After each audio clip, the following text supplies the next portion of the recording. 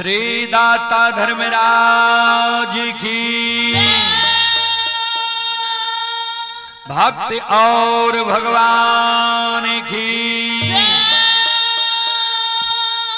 महारुद्र बजरंगबली की उमापति महादेव की बाबा डिहवार की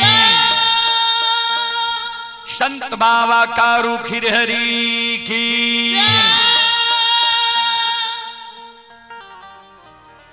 आई देवी गीत की ओर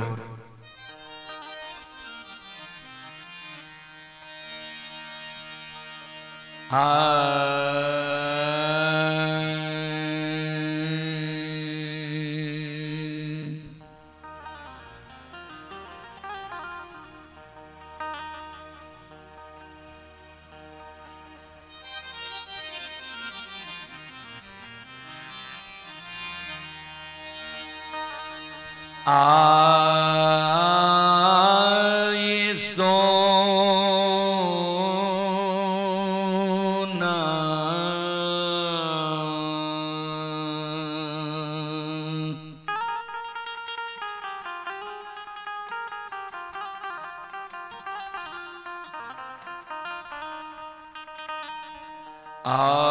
मुठी ए बुरहनिया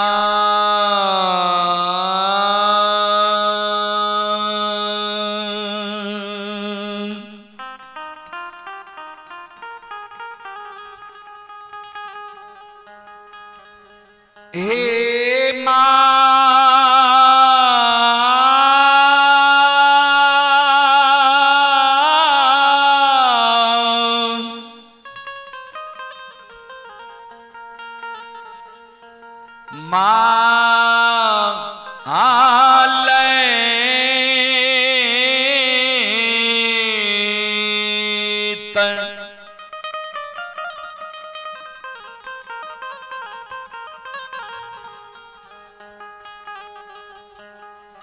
आहे पुतहु सिरहनमा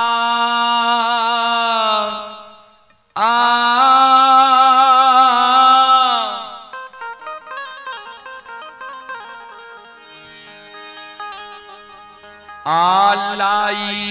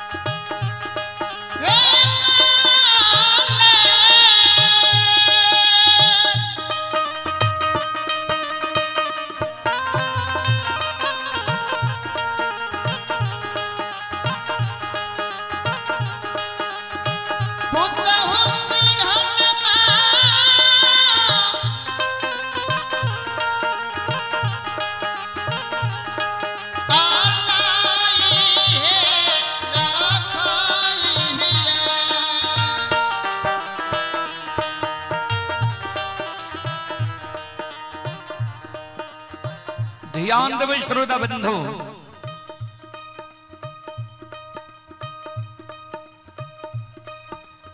मालित जन नई नवेली दुल्हन बन के ससुराल ले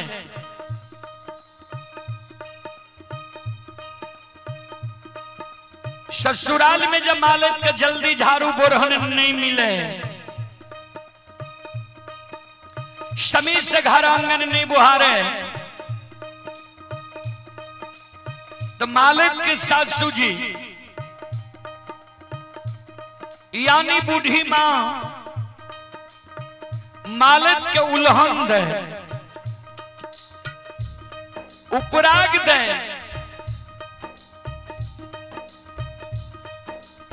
आज सासू मां के उल्हन उपराग सुन के मालिक रात में सूते के बेर में सोना मुट्ठी बोरहन सिरहान के बगल में जुगा के रख ललखिनिए जिस सवेरे सवेरे नींद टूटत सोना मुट्ठी बोरहन सिरहान के बगल से हाथ में ला ले समय से घर आंगन बहर ले सासू मां हमरा उल्हन प्राग नहीं दे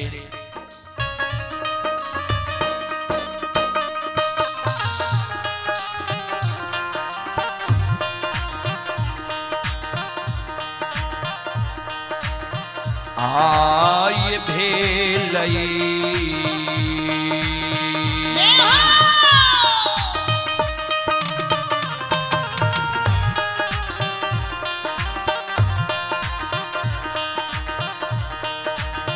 भोर भी न सारा बान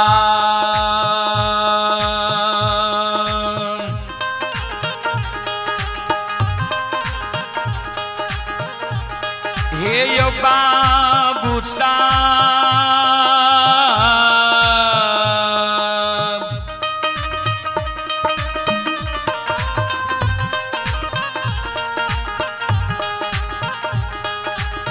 बाबू साहब बन में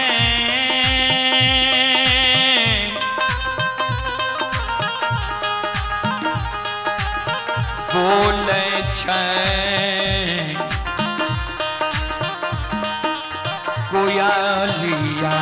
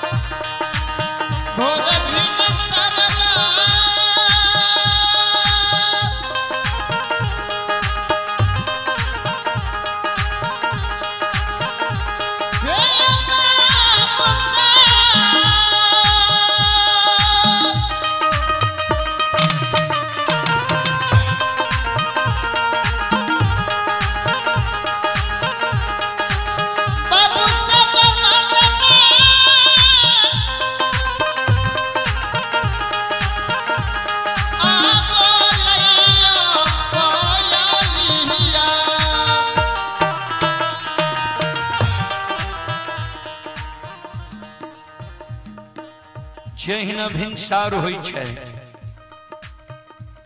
ब्रह्म मुहूर्त आबै छै 3 बजे रात्रि से बाद के समय के सूर्योदय से पहले के समय के बाबूजी ब्रह्म मुहूर्त कहल जाइए जहिना भिनसार होइए ब्रह्म मुहूर्त आबैए कोयल बोले लगे छे श्रोता सज्जन मृद माँ बहन बाबू भैया सब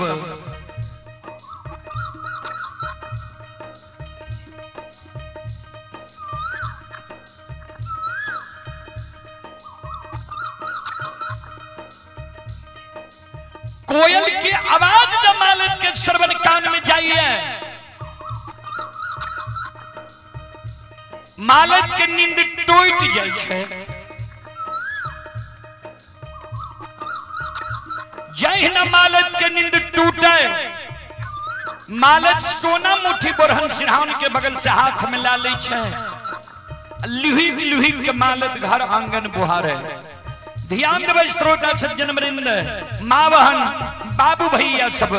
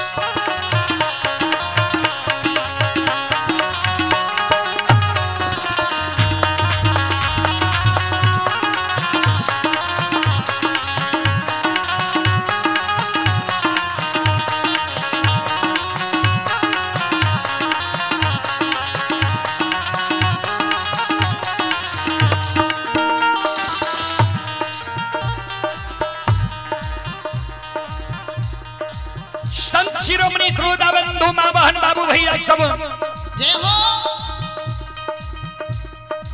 जय हिनली हुई लुही के मालत घर आंगन बुहारे छे, घर आंगन बुहार के मालत बोटरन के डेढ़िया पर जमा क्या दे छे, बोटरन के कूड़ी लगा दे छे।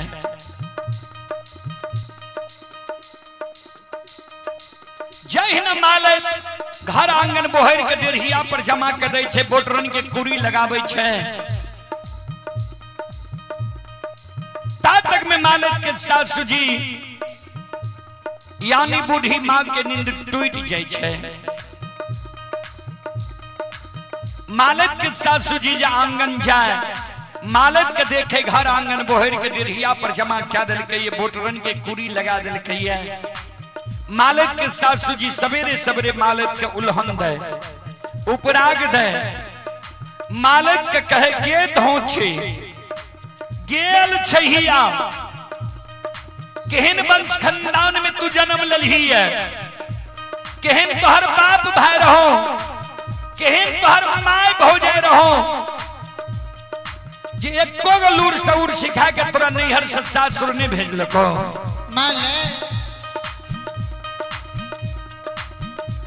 तू जे घर आंगन बोहर के डेढ़िया पर जमा के ली ये बोटरन के कूड़ी लगेली है, तोरा ज्ञान नहीं छो जे ई बोटरन नंगन होय छे, ज्ञान नहीं छो।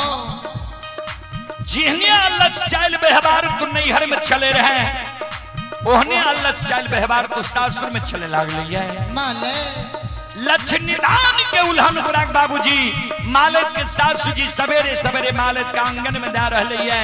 ध्यान से सुनबे,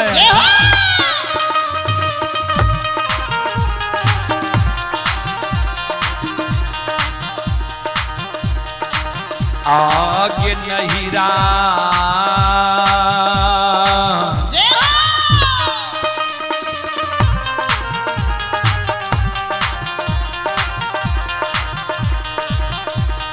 के चल बिगड़ल छा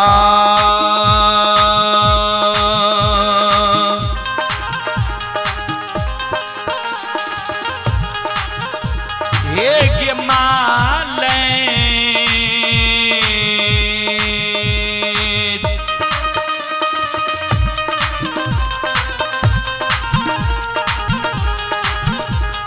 गई पुतहु ससुरबा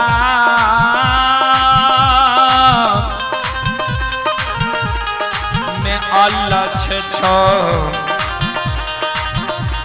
बेहवारा।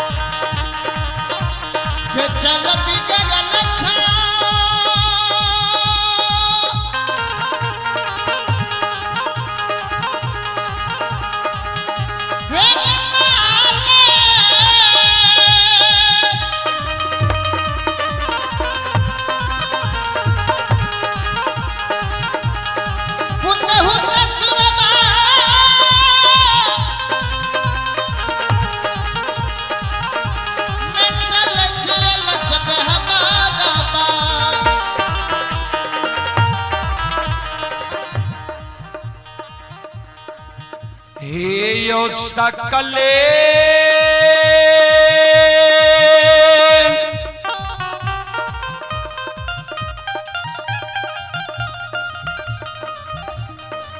समाज बाबा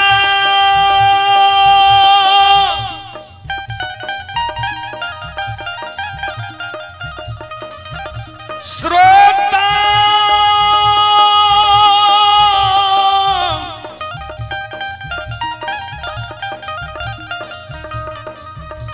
गण भगवान या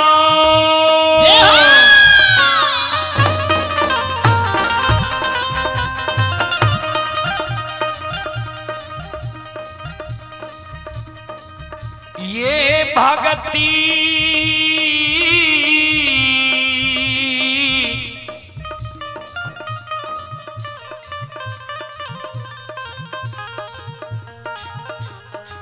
सुनई बाली पीर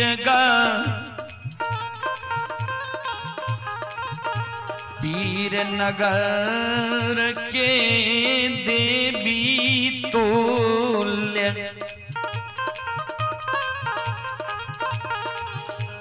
माँ बहन बाबू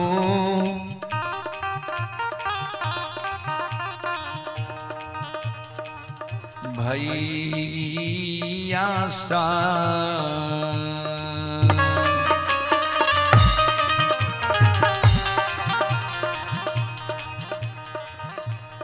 संत शिरोमणि ध्रुवदावन्नो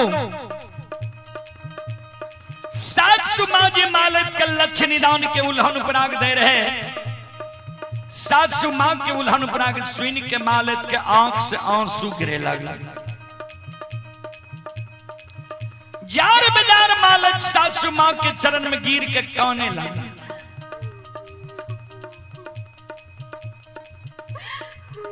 सास का कहे हे ये सासु माँ किया हमरा नैहर के उपटे छिया किया हमरा भाई बाबू के गाली दे छिया किया हमरा माँ भाभी के उल्हन उपराग दे छिया हे ये सासु माँ हम गलती कैलो हमरा यहाँ मारू लेकिन हमरा नैहर के नहीं उपटो हमरा भाई बाप के नहीं गाली दिया हमरा माँ भाभी के नहीं उल्हन उपराग दिया हे ये सासु माँ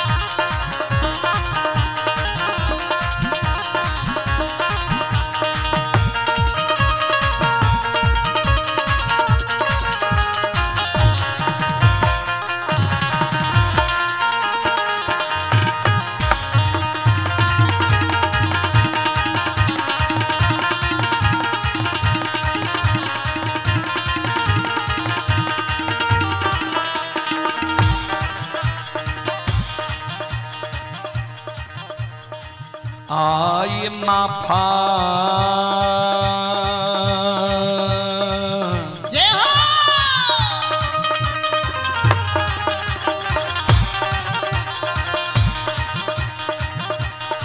करियो माफा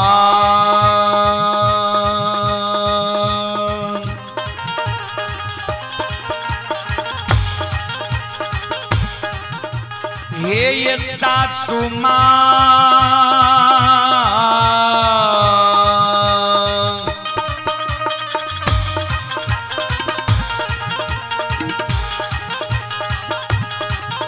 ये माता जी करोरा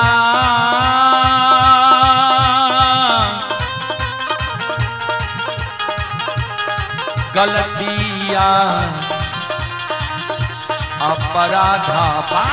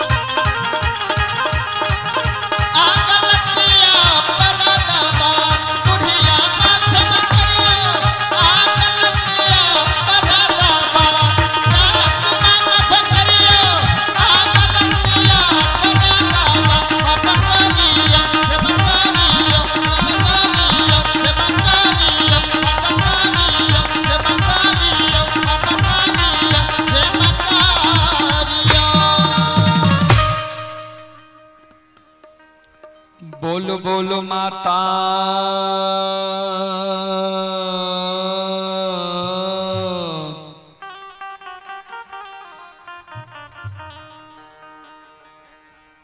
भगवती महारानी की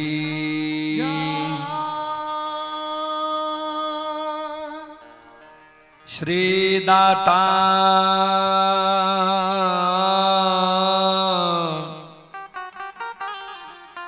धर्मराज की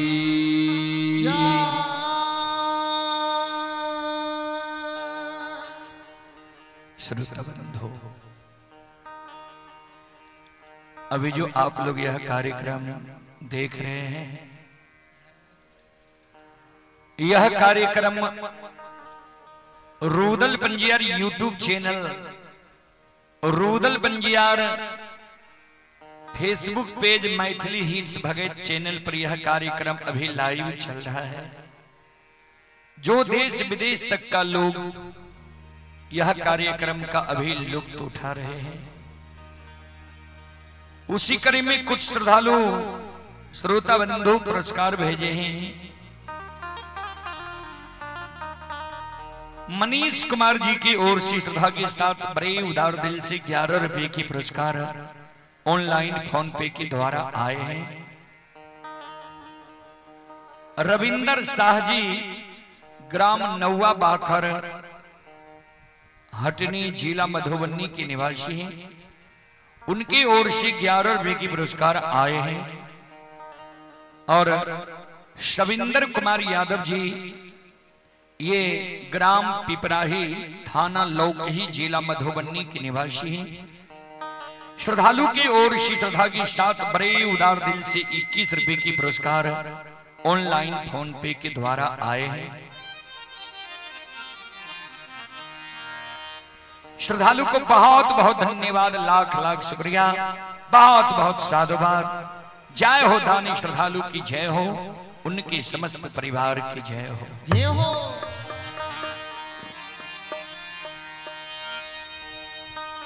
अब प्रसंग के ओर,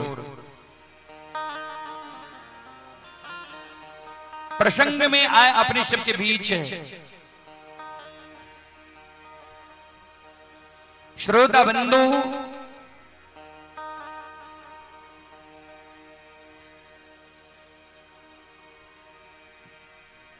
आए अपने सबके बीच अंधु बाबा के प्रसंग हम राखे।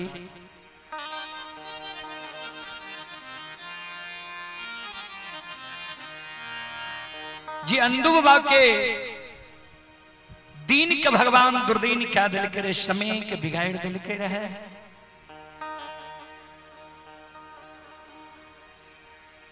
जे भक्त भगवान पार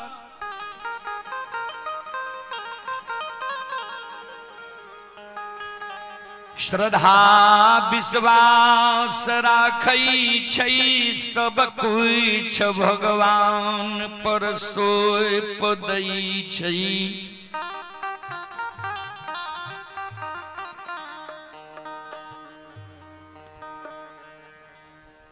वे मानव के भगवान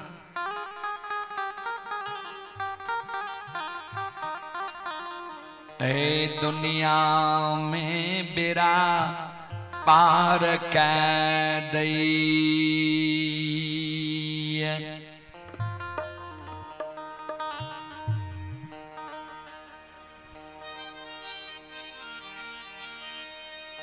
अंधु बाबा के जब ठाकुर जी धर्मराज बाबा भक्त पजियार बनावे गले, अंधु बाबा के काम रहे दोसर के बारी से फूल तोड़ तोड़ गहबर गहबर चढ़ावे।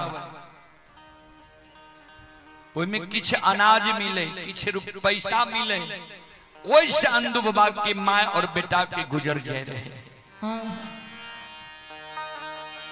अंधु बाबा के भक्ति में ठाकुर जी रीझ गले, अंधु बाबा के गले भक्त पजियार बनावे ले। अंधु बाबा के कहल के तोरा धर्म के प्रचार प्रसार करे पड़ता।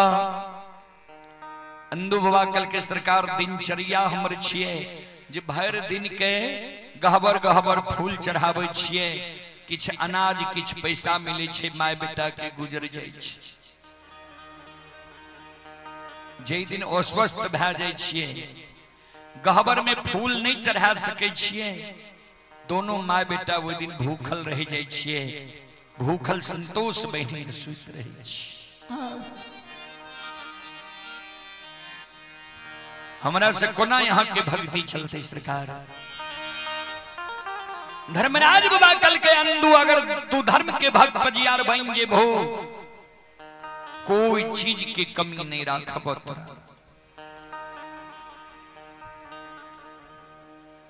अंधु बाबा कल के सरकार तो ठीक छे, पहले हम जे यहाँ से मांगे छिए दे दियो, तब अपने के भक्ति हम स्वीकार कर लेंगे। कल के बोलो अंधु बाबा कल के सुनो। गहबार गहबार फूल चढ़ावैले हमरा,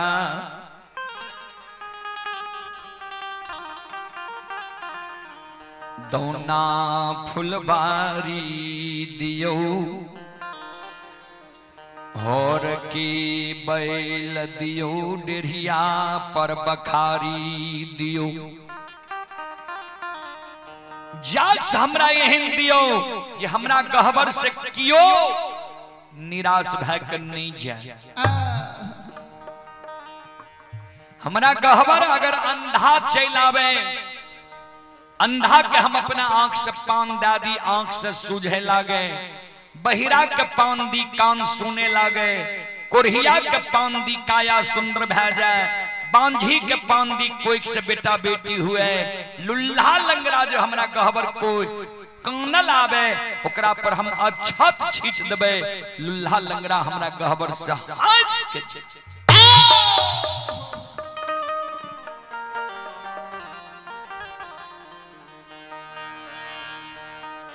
धर्मराज बाबा कल के ठीक छे। जा तक तू सत्य धर्म पर रहबो तोहर मनोरथ के हम पूरा देब। तोरा देल पान भक्त के हम पूरा देब। अंधु भक्त श्रद्धा विश्वास धै के रही छे ने तो ओकरा हम छप्पर फाड़ के दै छी।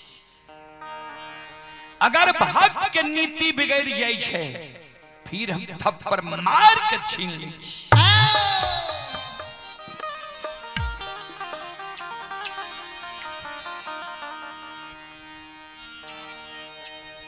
अनदूबा धार्मिक के भक्त पजियार बन गेलई।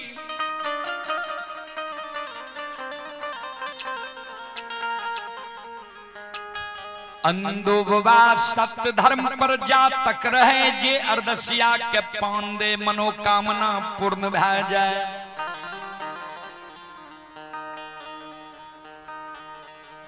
धीरे धीरे अंदुबा के लोभ ग्रसित कै लेलकै। पहले प्रतिदिन डाली लागे रहे अंदुबा के गहवर में, अब 8 दिन पर डाली लगावे लागल, चार्ज कै दे। अर्दसिया सब अंदुबा के गहवर में, अंदुबा अपना दोना फुलबारी में फूल कमावे, फूल में पानी दे, हर जोते। अर्दसिया सब आशा ही आ रहले आब अंदुबा अइते तब अइते। किछ अर्दसिया दोना फुलबारी जय बाबा चलियो ने, सेवक सब भक्त सब जय जयकार कह रहले ये, बहुत भीड़ भै गेलै ये। अंदुबा ओकरा एगो बाल्टी पकड़ा दे, दूगो कियारी के पटा दहो तब चलबे।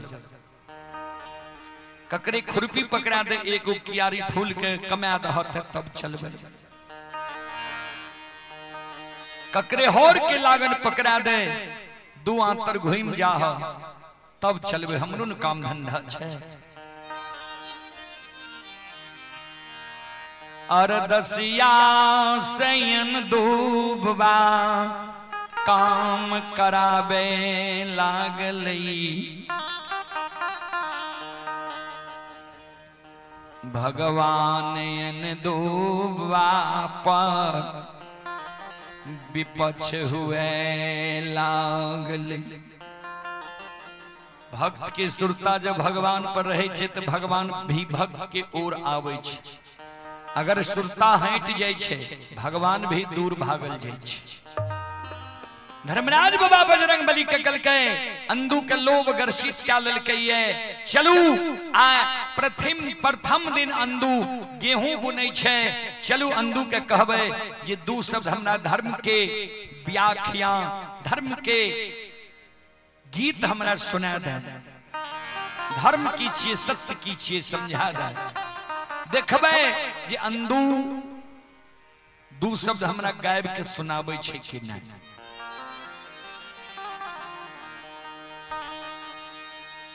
अंधु बाबा के हराठ में पहुंच गए धर्मराज बाबा। अंधु बाबा प्रथम दिन गेहूं बुने रहे। अंधु बाबा का कल के हमरा दू शब्द भगत सुना दिया, बहुत श्रुता लगा के एलो, ये बहुत नाम यहाँ के सुन लो। अंधु बाबा कल के यहाँ के भगत सुनना ही है ने, तो चल जो हमरा यहाँ माँ के औरत घर भंडार सपनी छी, माँ यहाँ के भोजन दे। रात में हम जा आवे छिए सारा हर जोत के तब यहाँ के भगत सुना देव। अगर अभी भगत सुनावे लागब तो हर बहे छे सारा हर बहा हर छोड़ के खराब है जेते सुने लागते, हमर काम हर माद भै जेते। धर्मराज बाबा बजरंग बली कहे बहुत दूर से एलिए, इच्छा भेले जी यहाँ के दोना फुलबारी होय के हम जाए, दू शब्द भक्ति सुन ली, हमरा इच्छा के पूरा दियो, दू शब्द भगत सुना दे। क्रोधित भै गेले अंधु बाबा। वह हराठ वाला पेना लाके धर्मराज बाबा पर दौड़ गले। तोरा कहे छिय जा हराठ से हमर काम बर्दावे है। देवन मारे डांग से दियो कुपंथ चढ़ाए। भगवान ककरे लाठी भाला से नहीं मारे छे, कुपंथ चढ़ा दे छे, कुबात धरा दे छे, मति के भ्रमित क्या दे छे।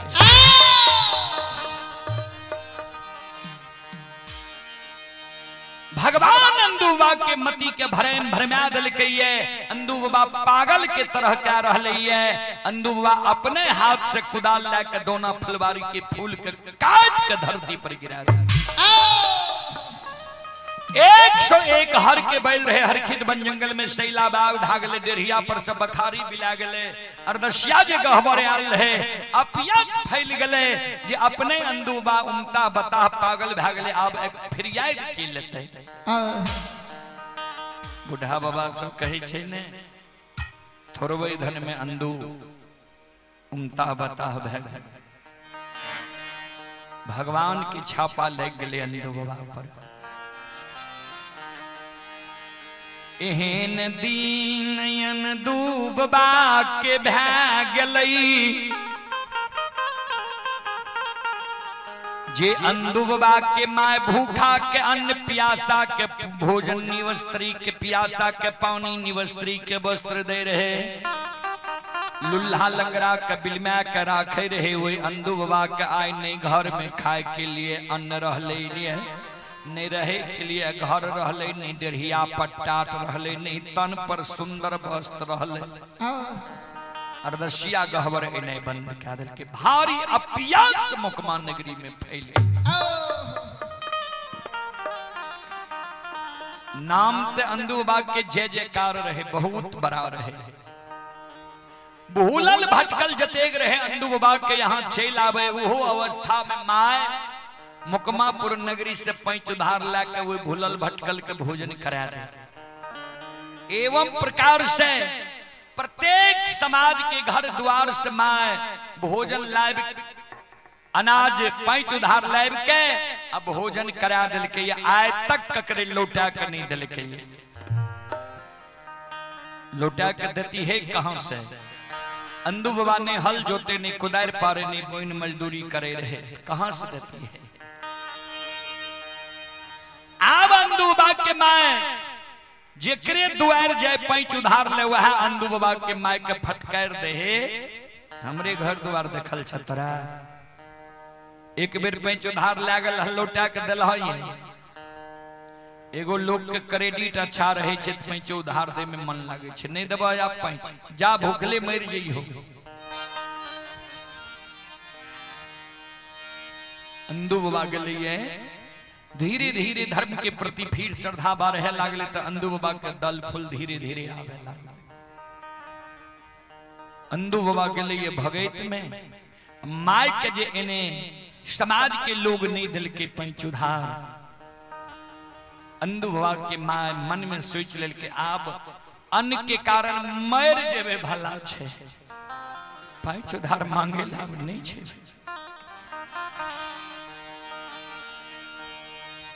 आय अंदुबा के माय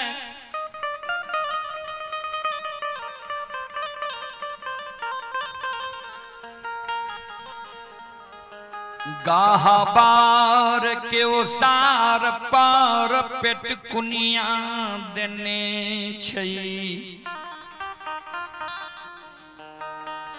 माय के आँख से आंसू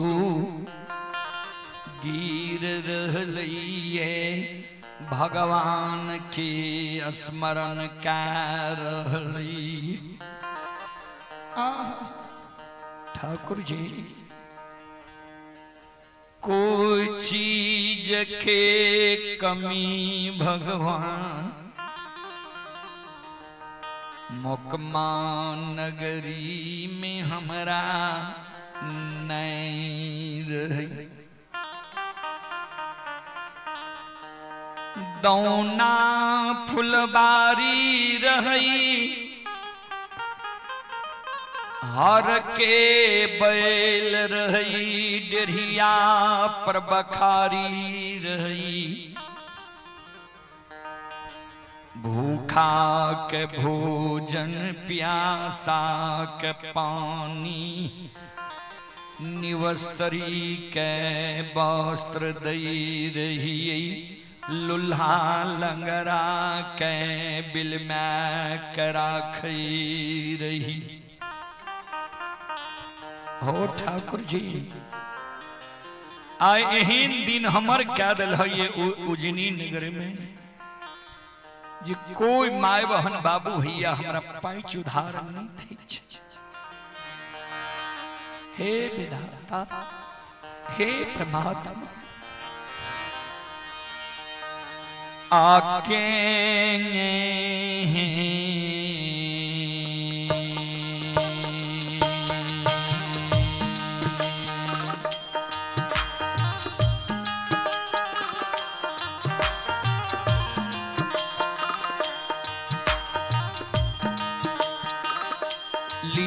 लीलाधारी हो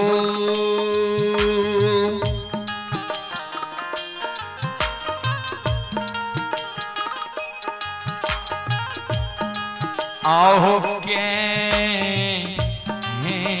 ना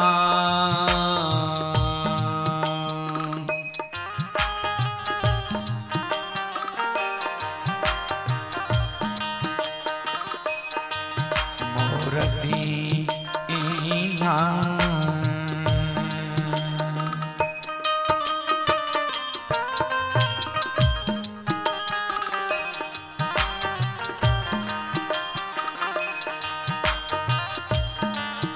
आहो कैलो हो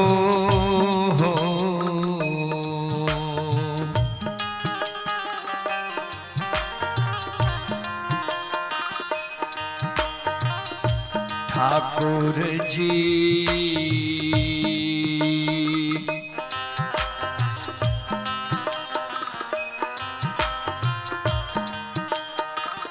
बाबा हे हो मौका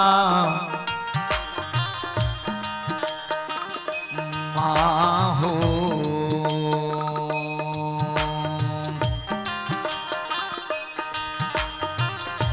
पूरा होता होगा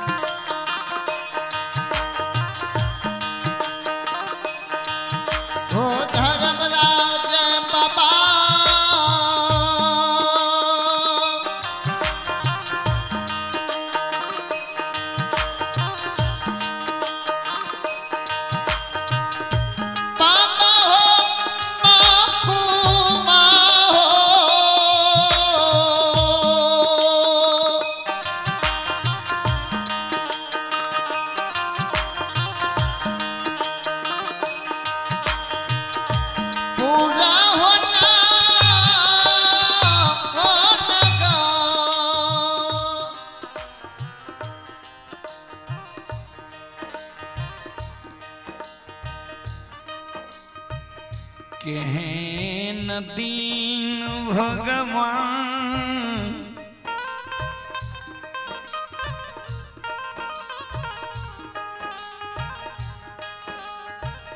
मोकमा नगरी में हमर क्या दिल हो ये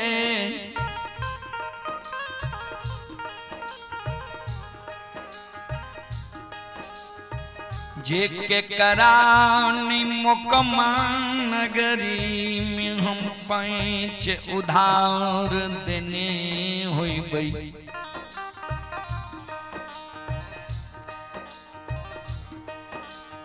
के करानी मुकमा नगरी में पैंच उधार देने ही बे, ऋण कर्जा देने ही बे, बेटा बेटी की शादी विवाह में संभालने ही बे, माए बाप के श्राद्ध क्रियाक्रम में संभालने ही। आय हमरे यही दिन भगवान क्या दिल है, पैंच दिल तैयार छे,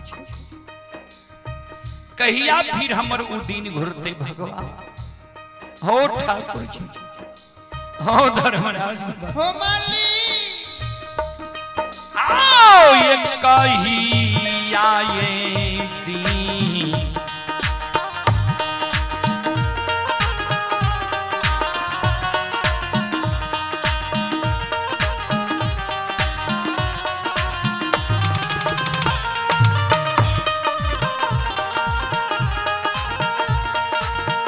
लीलाधारी हो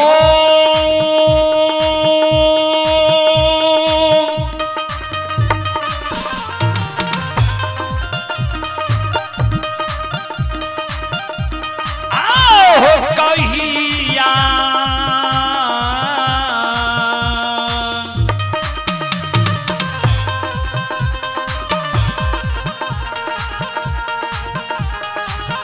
या होती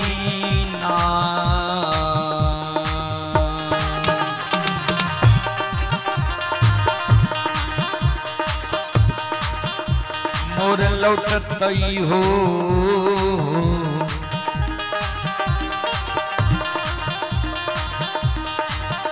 ठाकुर जी,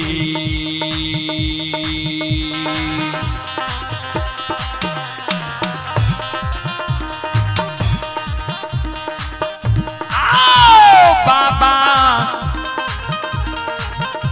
मोकमा हो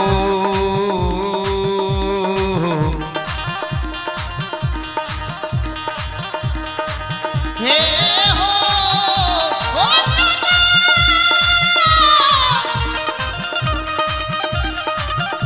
हो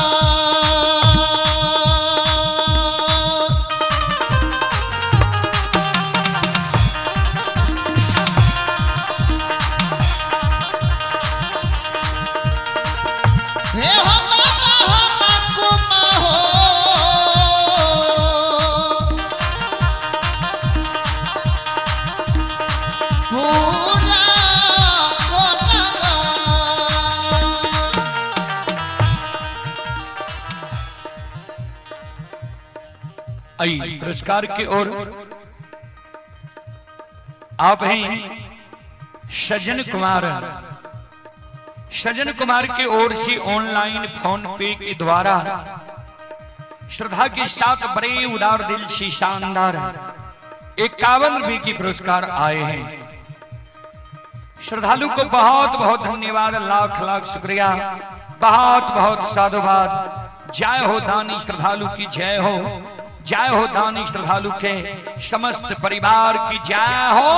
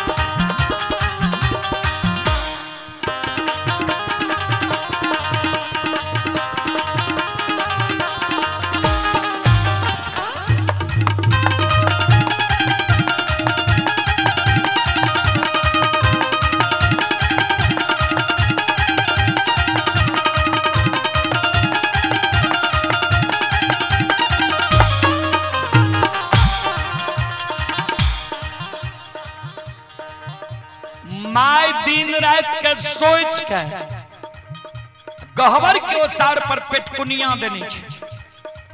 5 दिन माय के अन्न के कारण भेले।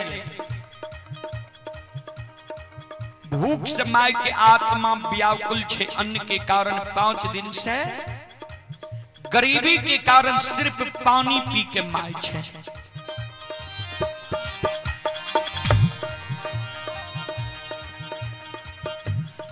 तामध में अंदुबाई ले भगत गए।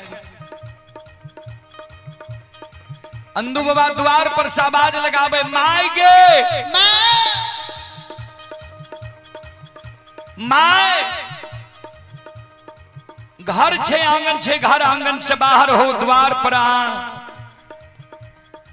अंदू बाबा के माय नहीं बोले। अंदू बाबा आंगन जाय छे, आंगन में देखे छे माय काइन रहले।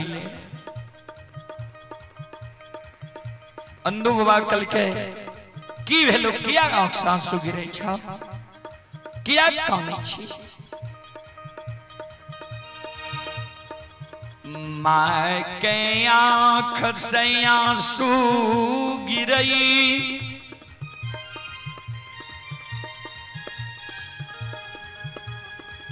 केहन कुल कलंकी,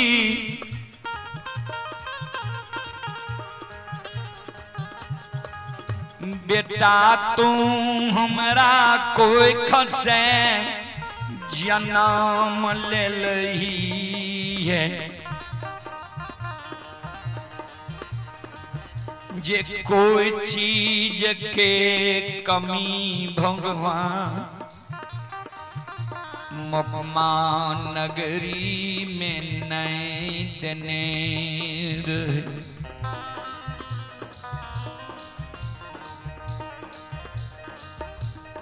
दौना फुलबारी रहे, हौर के बैल रहे, डेढ़िया पर बखारी रहे। जस तोरा हिंद ने रहो जे कोई अर्दसिया गहवर से निराश भाग नहीं जाए रहे।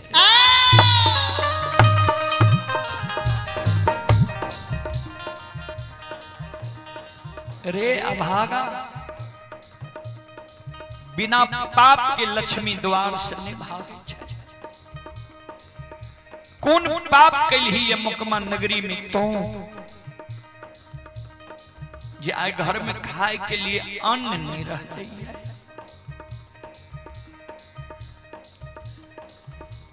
की के कर तू खेत खलिहान आहि दिलही है।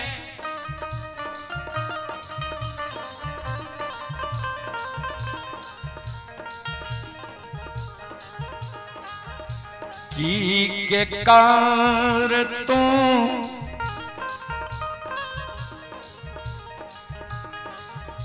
चास बास आए दिलही है।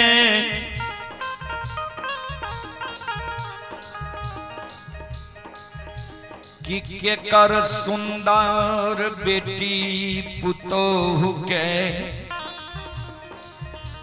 देख मचेल गेल ही है। जे दौना फुलबारी सूख गेले, हर के बैल हरखित बन जंगल में शैला बाग भै गेले। टेढ़िया पर से बखारी बिला गेलो, अर्दसिया ऐने छोड़ दे। रे अभागा, बिना पाप के लक्ष्मी द्वार से नहीं भागे छे। कौन पाप दुश्मन तू क्या दिली है।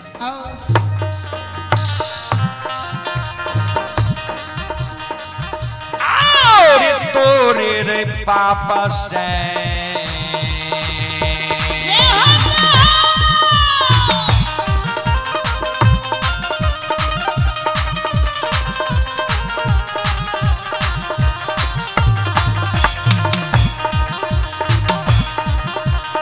रे तू समनमा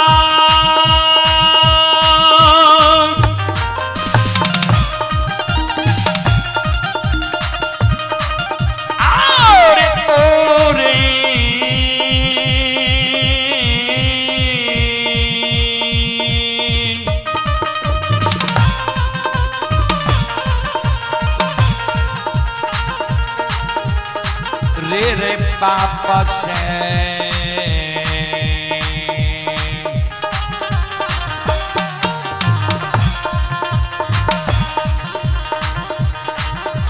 रे सुखल रे बेटा यान दो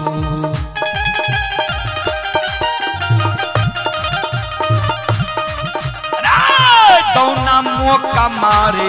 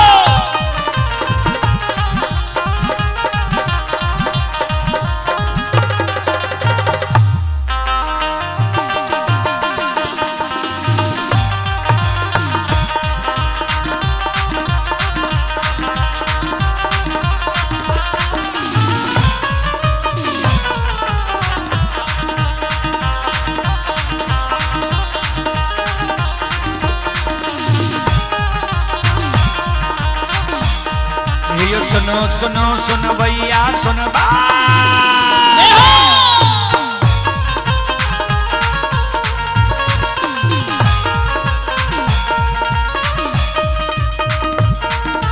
सुनो सुनो सुन भैया सुन बे योग भैया भज भैया सुन बे और ये माँ बहना ये ध्यान से सुन बे ये धर्म की बात प्रेम से सुनब हे मालिक की लीला के सुनब पर बर लीला गोसाए रचल के माया लगल के रास रचल का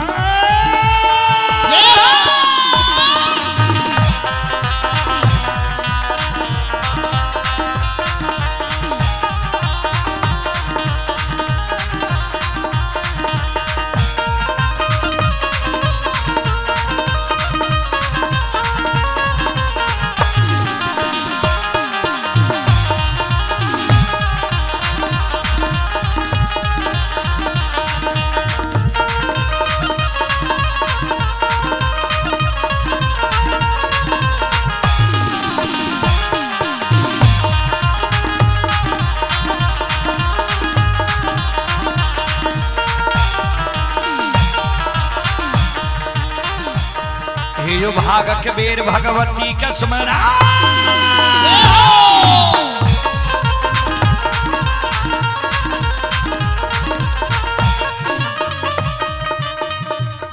हे यो भागक बेर भगवती का स्मरण सदा भवानी जगदम्बा का स्मरण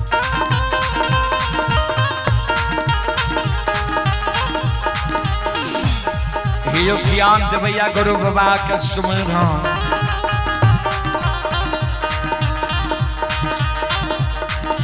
विद्या के दादा सरस्वती के स्मर गौरी के पुत्र गणेश के स्मर उमापति यो महादेव के स्मर हरे वीर पवन सुत के स्मर दुर्गा काली महाकाली के स्मर सभा के बीच धर्मराज के सुमर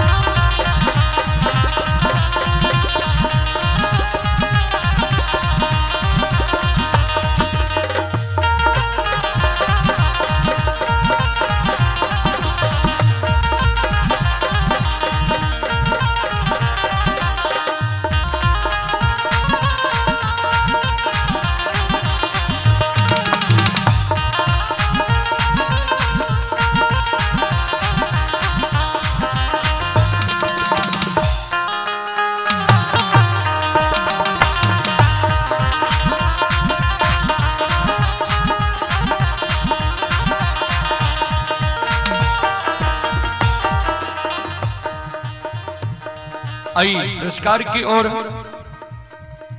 प्रेम कुमार की ओर से ऑनलाइन फोन पे के द्वारा 11 रुपए के पुरस्कार आए हैं। सजन कुमार की ओर से पुनः 21 रुपए के पुरस्कार आए हैं। और अरविंद कुमार शाह के ओर से श्रद्धा के साथ बड़े उदार दिल से 51 रुपए के पुरस्कार आए हैं। और प्रमोद बाबू की ओर से श्रद्धा के साथ बड़े उदार दिल से 101 रुपए के पुरस्कार आए हैं। श्रद्धालु को बहुत बहुत धन्यवाद, लाख लाख शुक्रिया, बहुत बहुत साधुवाद। जय हो दानी श्रद्धालु की जय हो, उनके समस्त परिवार की जय हो।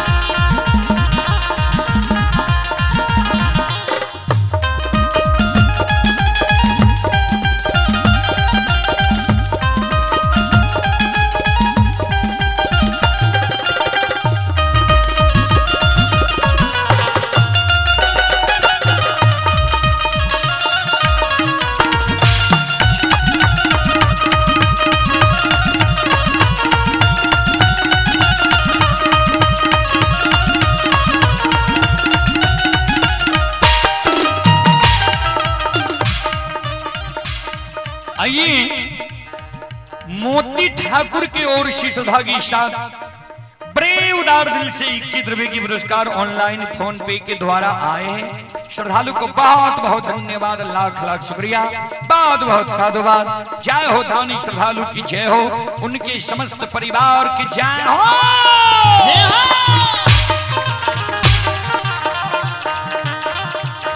ये हो भला बाबा भंडार कभरी दी हो।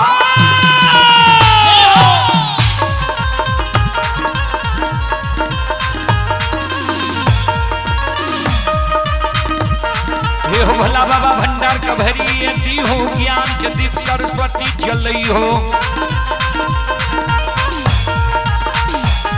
आये तन ने भूलता मन से ने छोड़ता, आये श्री में सबैया से बक कहती हो, जीवन की मन की मनोरथ रही हो, बिगड़ल काम कभी मल बने हो।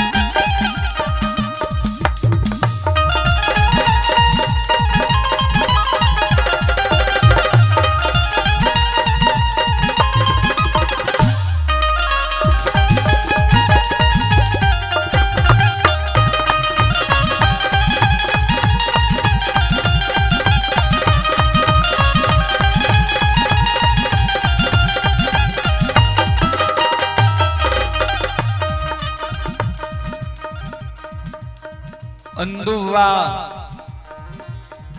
कि माय जी कल के तोरे पाप से दोना फुलवारी सुख लो।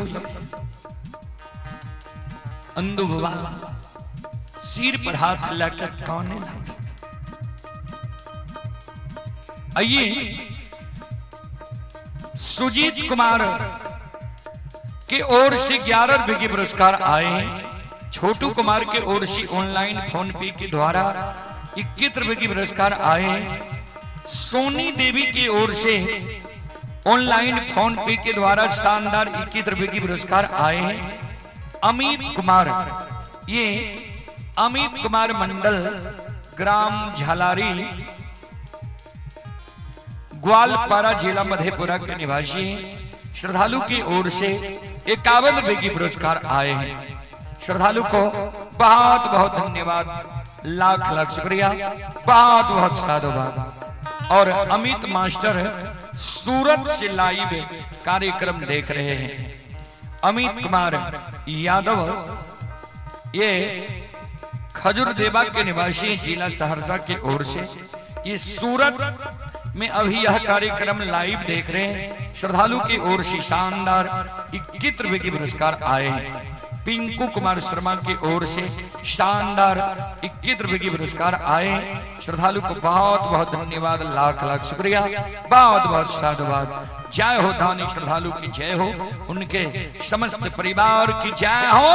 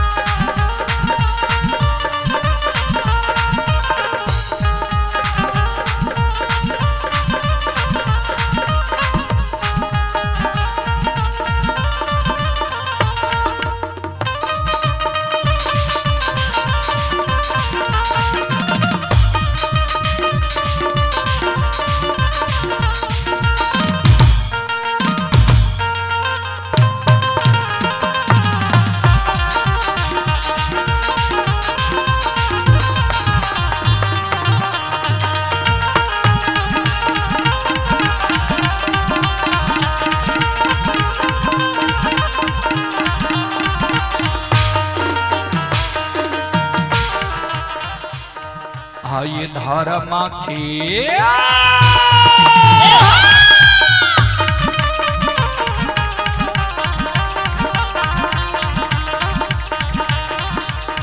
हे यो बाबा धर्म के लीला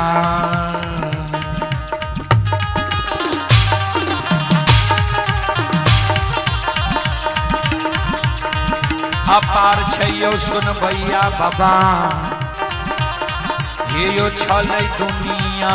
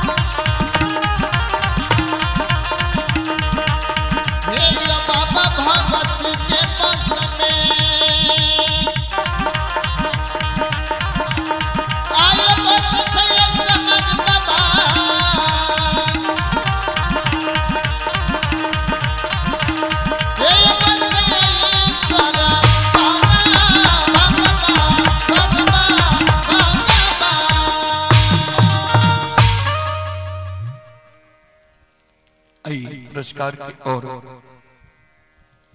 संत शिरोमणि श्रोताबंधो मां बहन बाबू भैया सब बसंत कुमार की ओर से श्रद्धा के साथ बड़े उदार दिल से 21 रुपए की पुरस्कार आए हैं। जय कृष्ण पासवान के ओर से 51 की पुरस्कार आए हैं। प्रिंस कुमार की ओर से 11 की पुरस्कार आए हैं। और आप ही संत शिरोमणि श्रोता बंधु, मां बहन, बाबू भैया सब आप ही अमरूप आसमान श्रद्धालु की ओर से श्रद्धा के साथ बड़े उदार दिल से शानदार 51 की पुरस्कार आए हैं। और आप हैं संतोष ठाकुर किराना दुकान, संतोष ठाकुर किराना दुकान पीर नगर। श्रद्धालु की ओर से श्रद्धा के साथ बड़े उदार दिल से शानदार 151 की पुरस्कार ऑनलाइन फोन पे के द्वारा आए हैं। श्रद्धालु को बहुत बहुत धन्यवाद, लाख लाख शुक्रिया, बहुत बहुत साधुवाद। जय हो दानी श्रद्धालु की जय हो, जय हो दानी श्रद्धालु के समस्त परिवार की जय हो। अइला सेवकिया बाबा तोहरे दोरिया हो बाबा हो,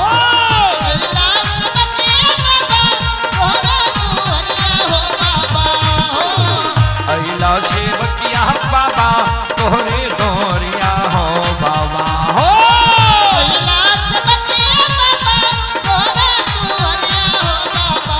बाबा हो।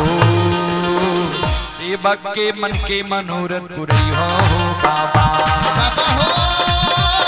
सेवक के मन के मनोरथ पूरी हो बाबा, बाबा हो। सेवक के भागा बहुत जगरिया हो बाबा, तोहरे दोहरिया में अइला पूजरिया हो, तोहरे दोहरिया में अइला पूजरिया हो। एक बेरा फेरी दी हो सेवक पर नजरिया हो, एक बेरा फेरी दी हो सेवक पर नजरिया हो।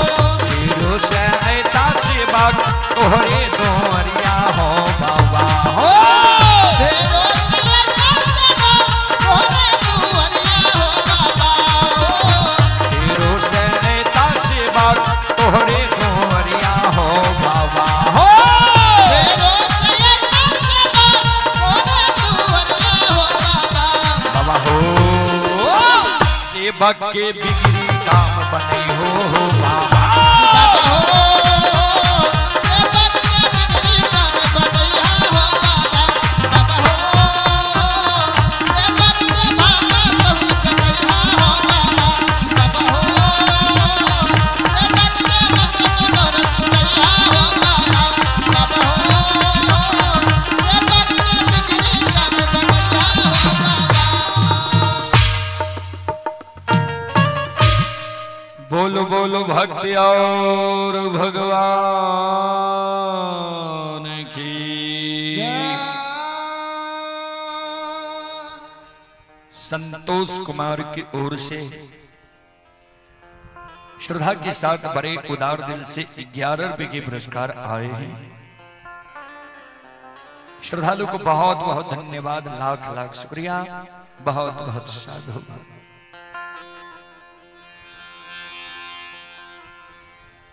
माय जैन दो बाबा के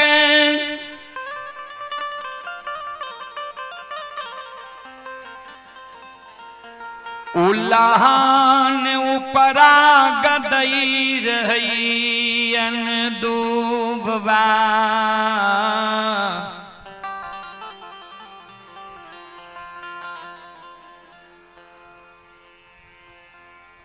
अन दो बाबा कानई माएंगे,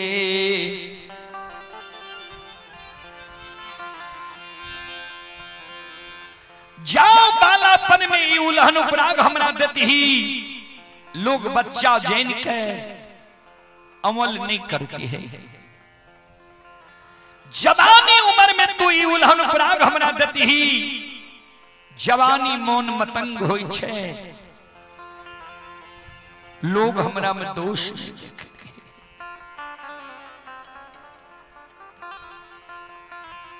बुढ़ारी उम्र में आए तू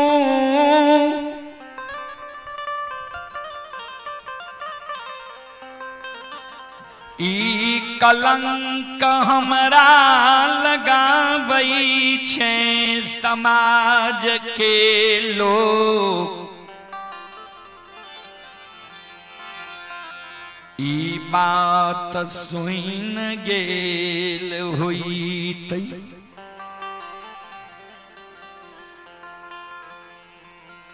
समाज के कानो कान भए गेल होइतै जे अंधुए के पाप से दौना फुलवारी सुखलै।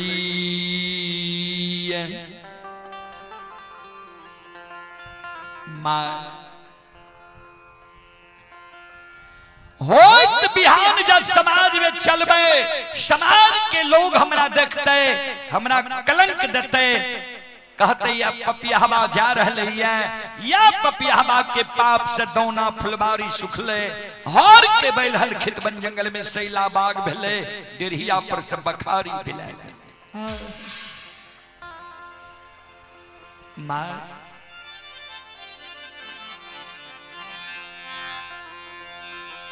जब तो ई कलंक हमरा दै छै तो ई कलंक तू नहीं। हे गई बेईमान गोसाई ठाकुर जी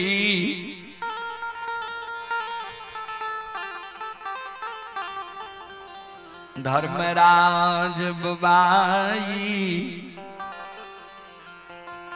कलंक हमरा लगवई।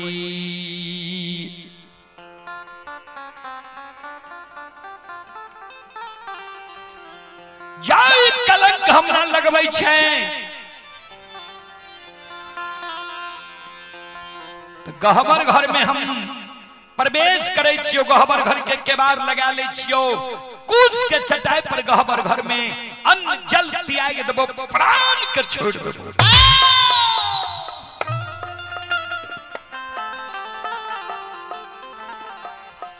जे ठाकुर जी हमरा कलंक लगल के ओकरे गहबर में प्राण के हम त्याग देबे।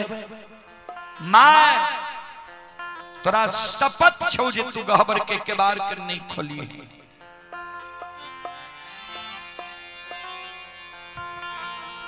अगर गहबर के केबाड़ के खोल देबही मुकमान नगरी में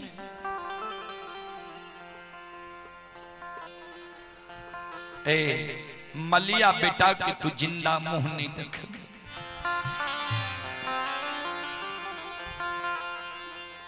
शपथ छो गहबर के केबाड़ नहीं खोली है। अगर गहबर के केबाड़ माई तू खोल देली तमयो हे गई मारा ले गए।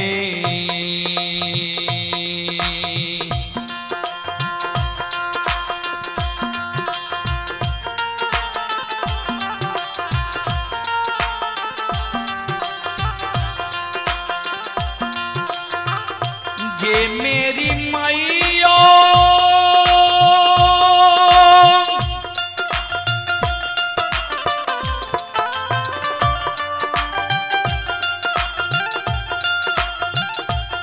आगे मारा ले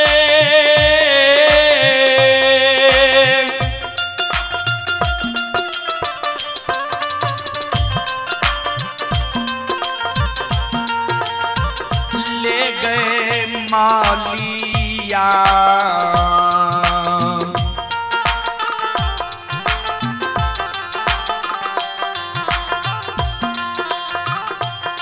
हे गई बेटा के गए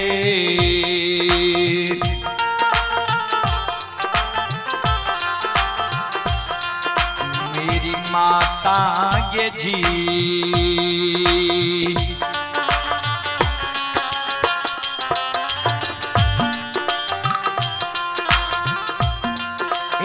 मुँह देख में मौका मांगे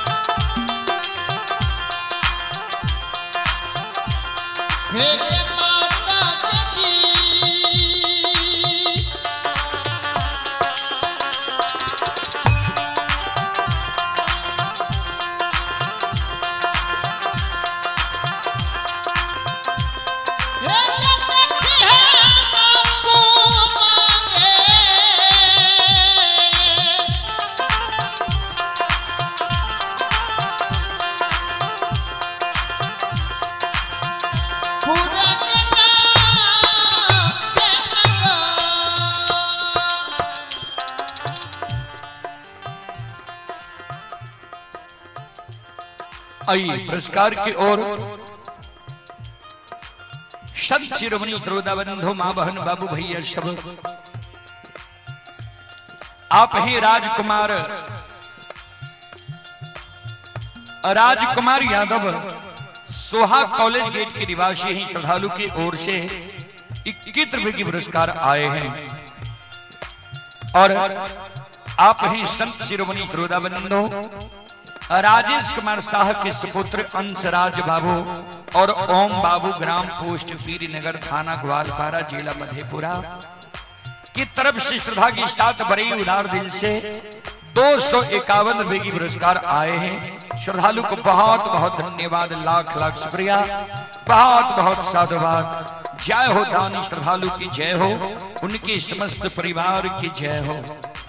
और आप ही संत शिरोमणि त्रोदा बंधु मां बहन बाबू ही सब देवकी देवी पीर नगर के निवासी हैं।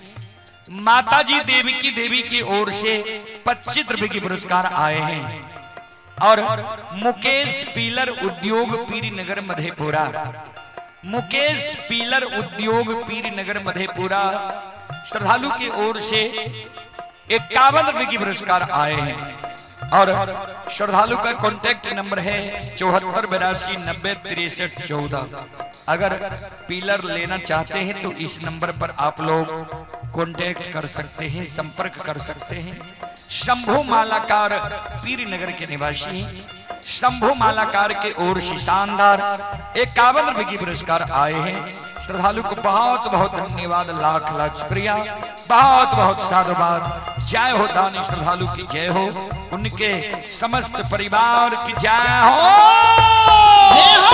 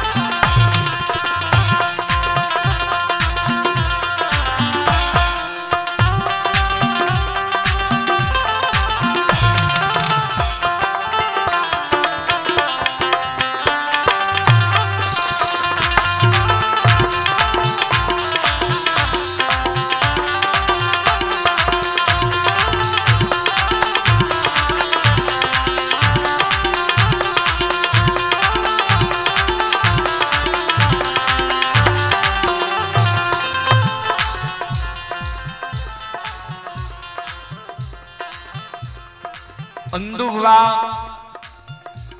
माई कई बात कह के अंधुआ गहबर घर में प्रवेश के लिए गहबर घर के केबाड़ लगा ले, कूस के चटाई बिछा दे, ओसार के ओर गोरथारी क्या दिल के, आसनी के ओर शीर क्या दिल के। गहबर घर में कौन गोसाई हो,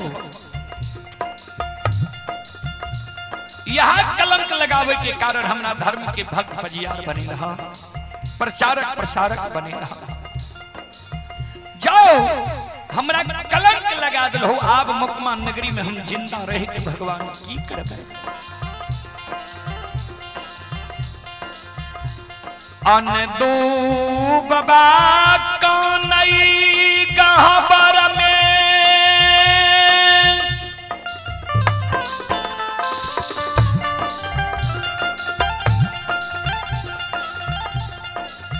अनदू बाबा के मां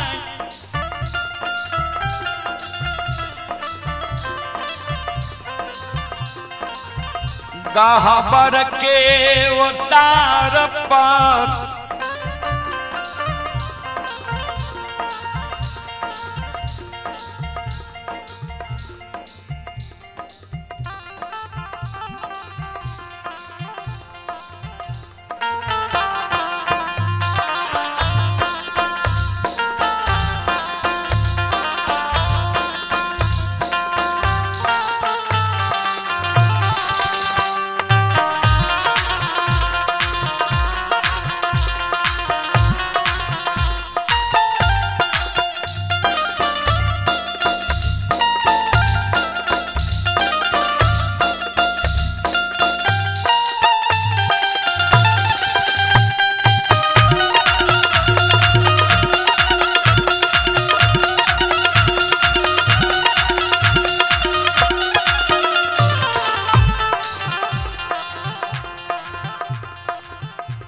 श्रोता बाबू अंदुबा कहवर के वो सार पर अंदुबा के माय पेटकुनिया देनी छे पुत्र सोग और धन सोग में कौन भगवान हो एकेगो बेटा ए मुकमा नगरी में हमरा दिला अब बेटा के आए हम कलंक लगे लिए बेटा प्राण त्याग आप धनो छीन गए बेटो हमर प्राण के त्याग किहिन दिन भगवान हमर कह दिल हो ये मुकमा नगरी में हो लीलाधारी हो के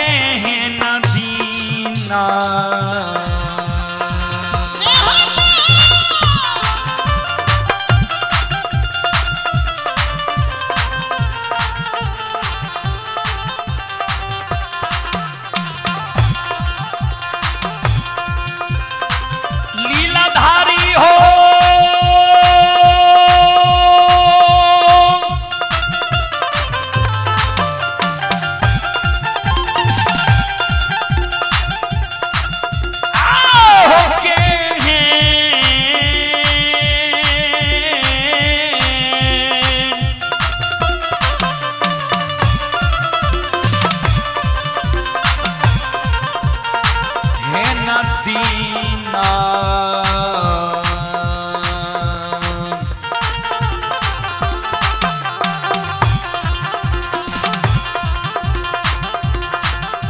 मोर कैलो हो धर्मराज बाबा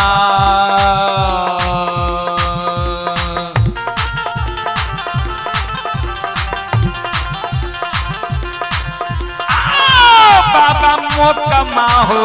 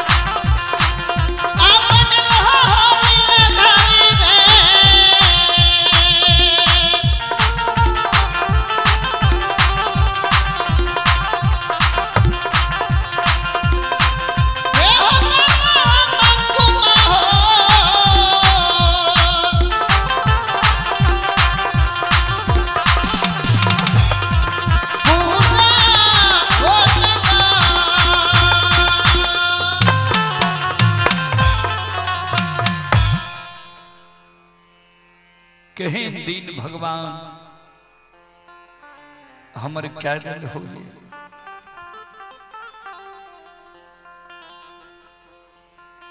अंदु बाबा काने गहवर में माय काने गहवर के उसार पर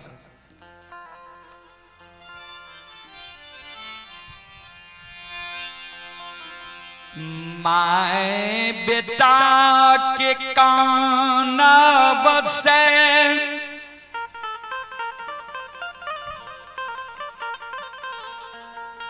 भगवान के आसन डोल गलई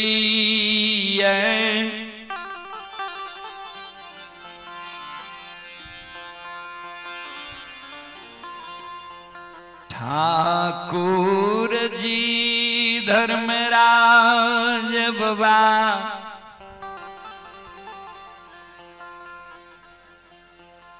अंतरयामी माली बजरंग बली के कही महावीर जी हो। गरीबी के कारण अंधु गहवर में प्राण त्याग रही है। अंधु की मां धन सोग और पुत्र सोग में गहवर के उसार पर पिटकुनिया देनी छे प्राण के त्याग रही है। चलो धर्म के प्रति अंधु की श्रद्धा बढ़े लागल है। भक्त के कष्ट छे कष्ट के हेर लिए अंधु की संपत्ति के लौटा दे।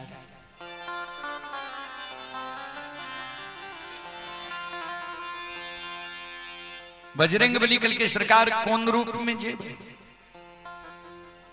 कहल के जेहन समय रहे छे वहन रूप धारण करके हम भक्त के द्वार छे। कल के केहन समय छे सरकार कहल के 5 दिन से अंधु के माए भूखल छे अन्न के कारण आत्मा व्याकुल छे। कोई अंधु के माए के पैंच उधार नहीं दे रहे है। 7 दिन के भूखल संत के रूप धारण करके चलो अंधु के द्वार अंधु और अंधु के माय के कहवे भोजन के व्यवस्था करो। भूखल छे माय देखवे भोजन के व्यवस्था करे छे कि नहीं।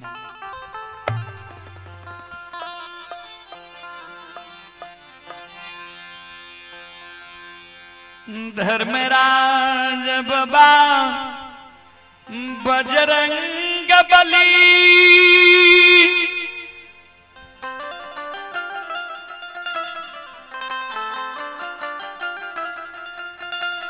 आए भक्त के कारण भगवान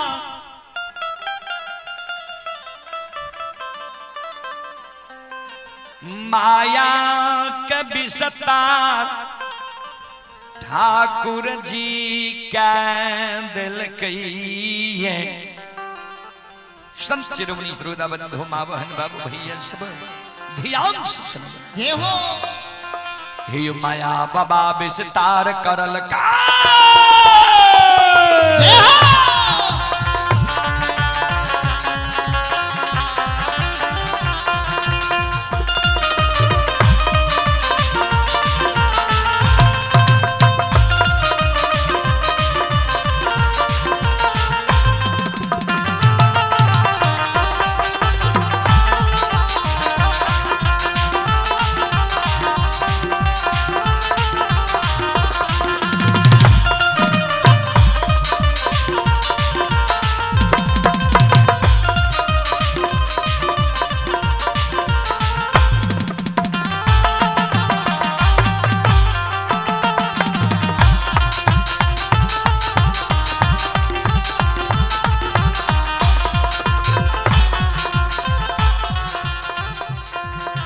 माया बाबा विस्तार करल का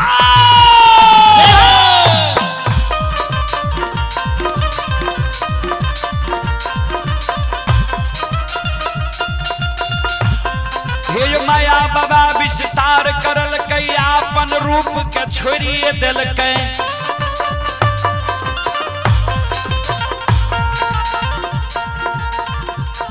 हे हो संत के रूप धारण करल कहे 13 ताग जनोला लेलके द्वादश चंदन लगाइए लेलके अंग में भभूत निर्माइए लेलके सुनो सुनो सुनो भैया सोन बाई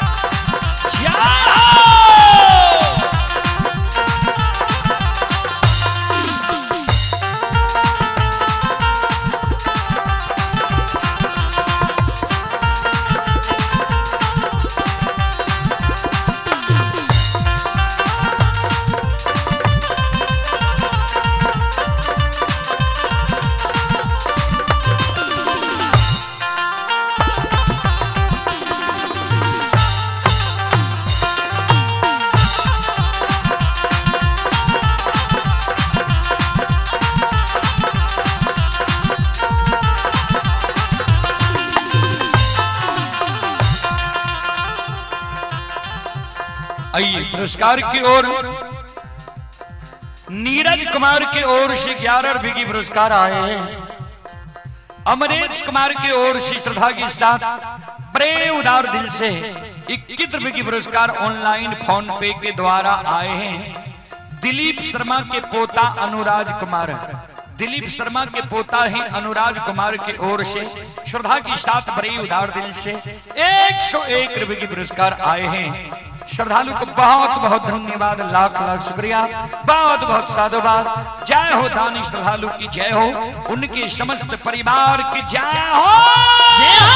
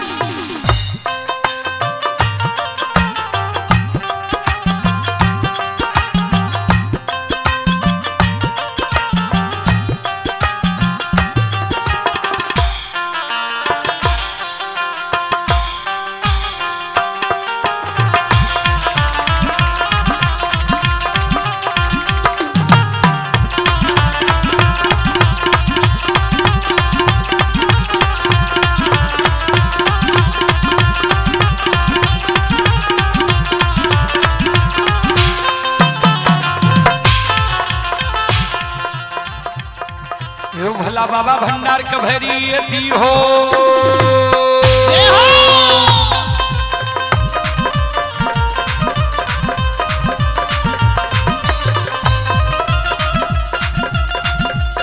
हे हो भला बाबा भंडार कभरी दी हो, ज्ञान के दीप सरस्वती जलई हो। आइए तन से नहीं भूलता, मन से नहीं छोड़ता, आइए सिर में सबैया सेवक ज्ञाती हो, सेवक की मन की मनोरथ पूरी हो, बिगड़ल काम कभी मल बने हो।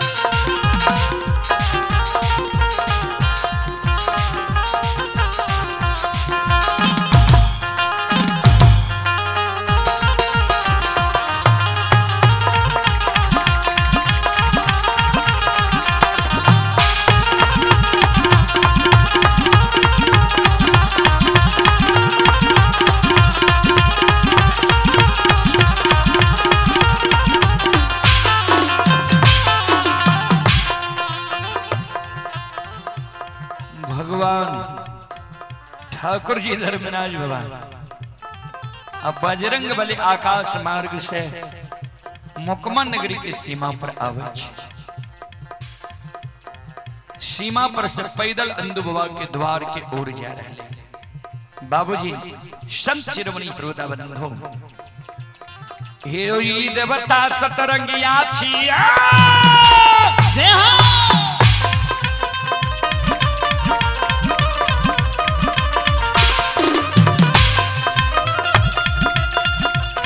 हे देवता सतरंगिया छियै देवता यथरंगिया छियै हे देवता नौरंगिया छियै ये देवता दशरंगिया छियै इनकर नाम अनेक लगैया कोई एकरा निरमोहिया कहे छै कोई एकरा छलगरिया कहे छै कोई एकरा बाबू कैलाश कहे कोई एकरा निरंजन कहे कोई एकरा निरंकार कहे कोई एकरा यमराज कहे कोई एकरा धर्मराज कहे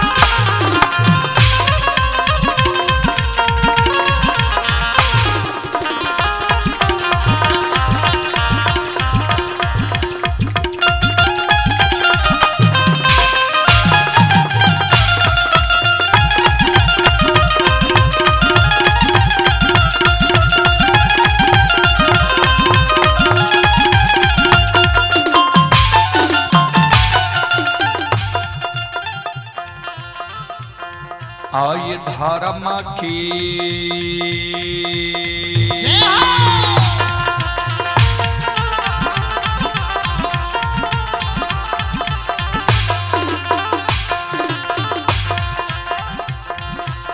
हे यो बाबा धर्म के लीला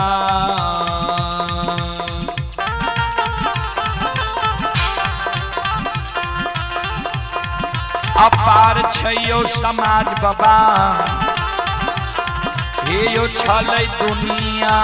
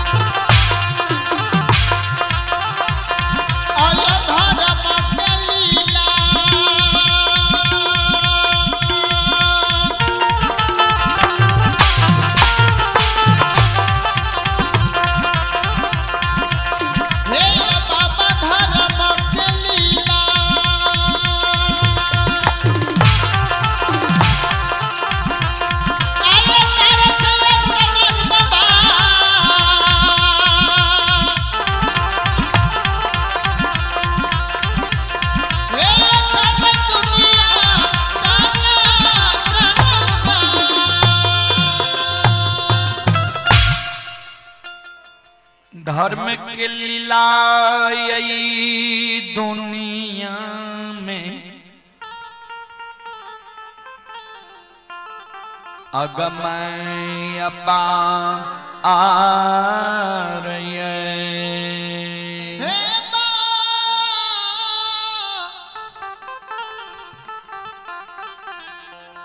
बबुसा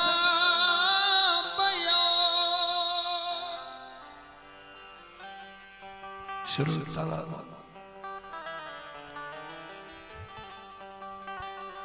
ध्यान दो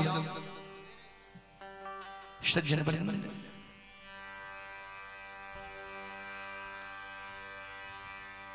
अंधु बाबा के द्वार पर भगवान पहुंच गए। अंधु बाबा छे गहबर में, अम्माई छे गहबर के उसार पर।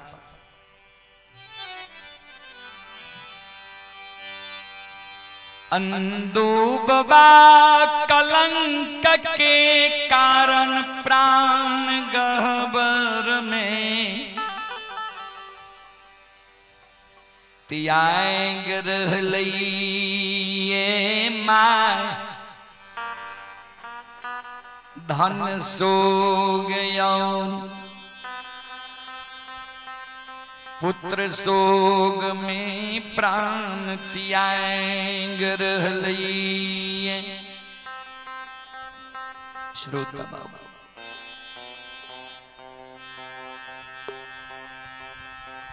भगवान अंधु बाबा के द्वार पर पहुंच गए।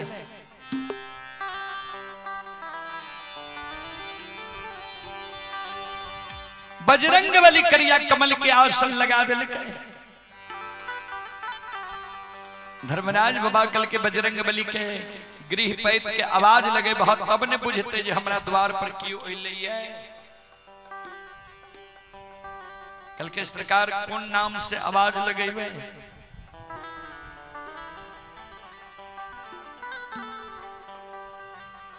धर्मराज बाबा कल के सुना, जेहन समय रहे छे वहन काम करवा के चाहिए।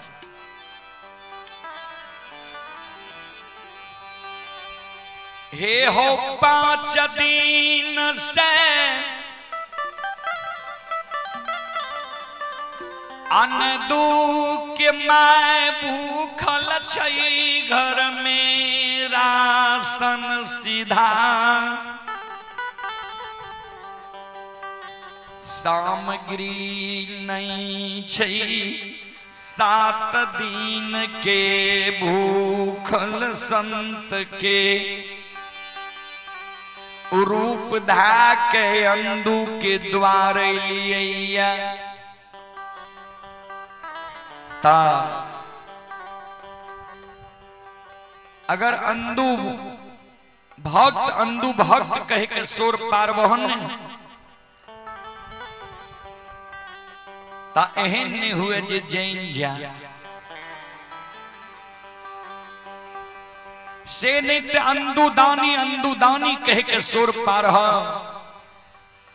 जे अंधु दोनों माय पुत्र के बुझेते जे नजदीकी 2, 4, 10, 20 गांव के लिए संत नहीं छिए, दूर के संत छी। ध्यान देवे। अंधु बाबा के घर में खाए के लिए एक शाम के सीधा राशन नहीं है। अब भगवान दानी कह के संबोधित कर रहे हैं। जहिना रावण के द्वारा भगाल विभीषण जी महाराज श्री रामचंद्र जी के शिविर में एले रहते भगवान लंकेश कह के संबोधित के रहे। भगवान लंकेश यानी लंका के राजा बने। वह समान भगवान के आए कृपायन दो बाबा पर भाग लइए बजरंग बली। द्वार पर आवाज लगा रहिए अनदो दानी बाबू यो। ए अनदो दानी बाबू,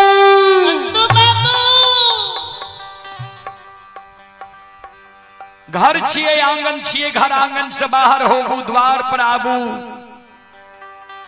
बहुत दूर से अपनी के द्वार पर हम एलो ये अपनी के नाम सुन के।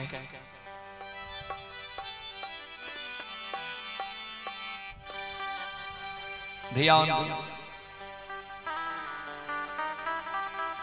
अंधु बाबा रहे गहबर घर में, गहबर के केवाड़ लगेने रहे।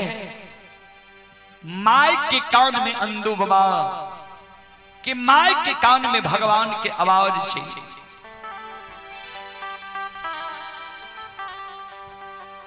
माय के कान में जो आवाज गलई है, माय खड़ी होई छे, टुहरल टुहरल देरिया लगावे छे, पर्दा लग के द्वार के ओर नजर खिरा दल के कते दूर के लोग ले भगवान हो। हमारा घर में तो एक शाम के सीधा नहीं छे, यही स्थिति छे, 5 दिन से भूखल छिए। दानी कह के आवाज लगा रहले है, द्वादश चंदन तेरा ताग जनऊ देख माय,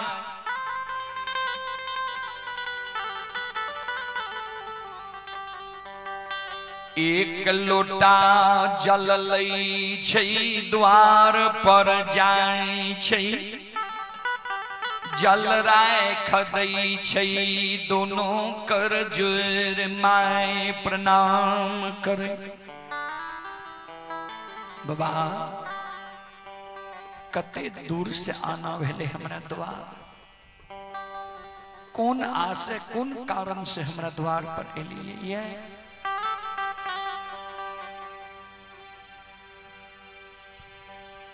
भगवान बजरंग बली के इशारा करे, माइक बता दियो कौन कारण लिए द्वार पर।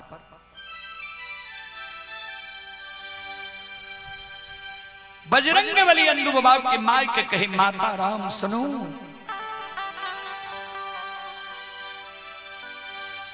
सात दिन हमारा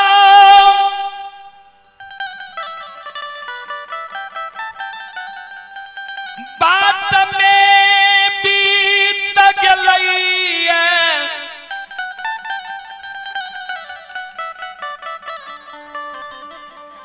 आठम दिन उपासाल अपने के द्वार अइलूं ये,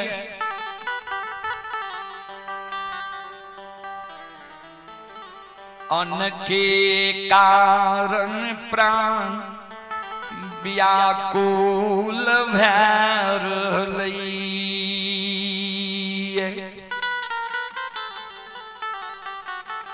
माता राम।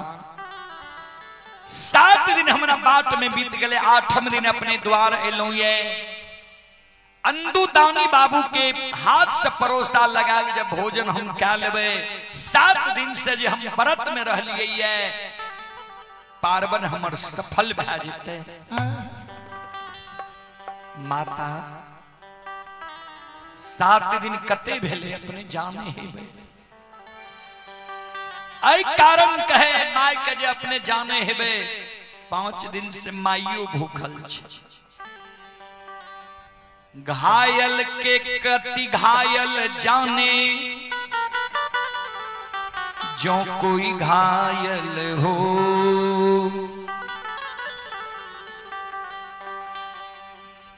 बजरंग बली माँ लखीमा के कहे, से माता जी की छुए,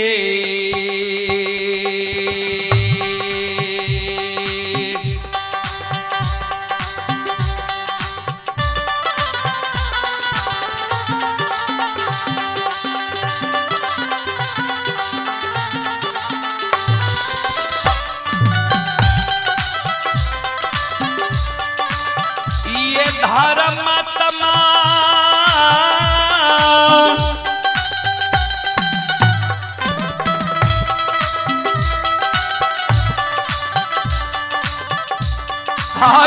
की छुए भोजन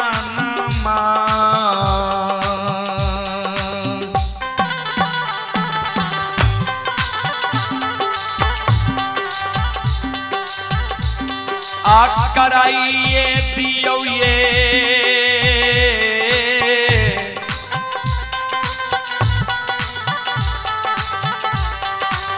माता जी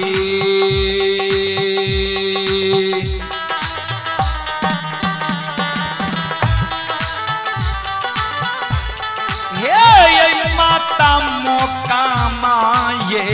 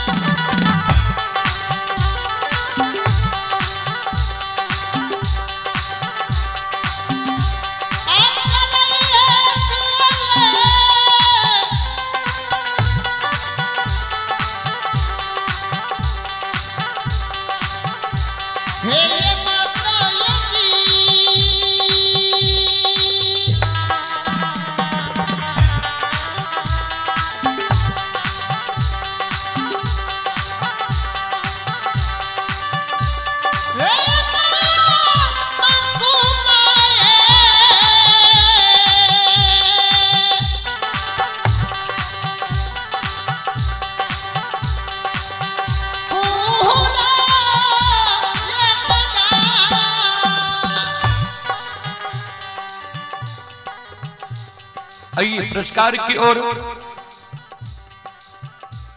इंद्रजीत यादव दुबियाही जिला सुपौल के निवासी ही श्रद्धालु की ओर से 21 रुपए की पुरस्कार आए हैं ऑनलाइन फोन पे के द्वारा। रोशन कुमार ये इंजीनियर साहब हैं, दिल्ली में अभी कार्यक्रम देख रहे हैं। श्रद्धालु की ओर से श्रद्धा की साथ बड़े उदार दिल से शानदार 21 रुपए की पुरस्कार आए हैं। श्रद्धालु को बहुत बहुत धन्यवाद, लाख लाख शुक्रिया, बहुत बहुत साधुवाद। जय हो दानी श्रद्धालु की, जय हो, जय हो दानी श्रद्धालु के समस्त परिवार की, जय हो।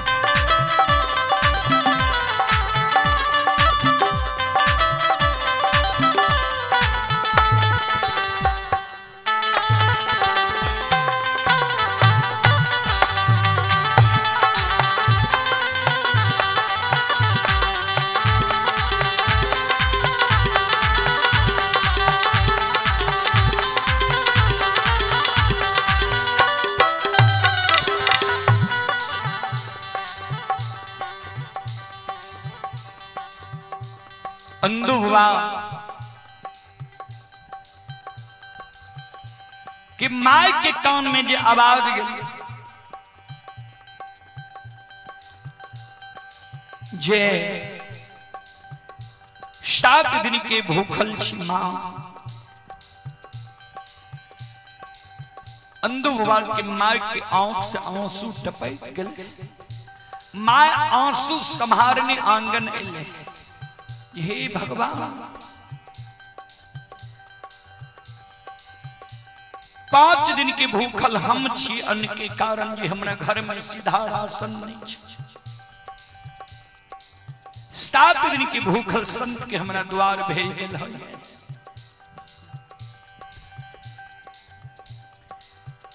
माय मन में सोचे आब की करबै। अंदू बाबा जी घर में रहे, गहवर घर में, गहवर घर के केबार के माई ठोकर मारे। अंदू बाबा के कहे बेटा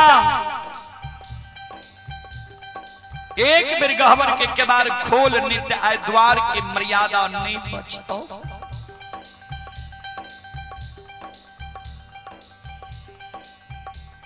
अंदू बाबा गहवर के केबार के खोल।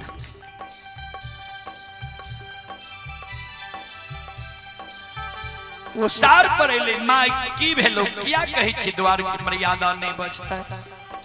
तोरा कहलियो रे ने गहवर के केबार नहीं खोले।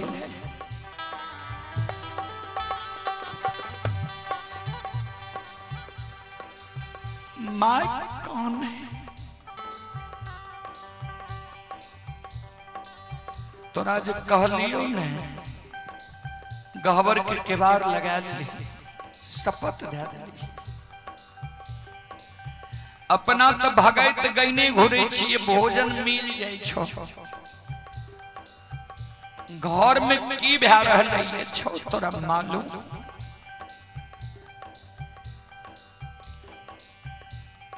पांच दिन से बूढ़ी माय तो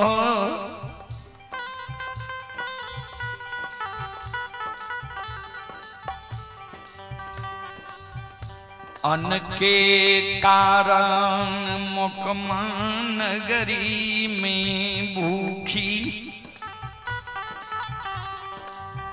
आत्मा व्याकुल भैरलो।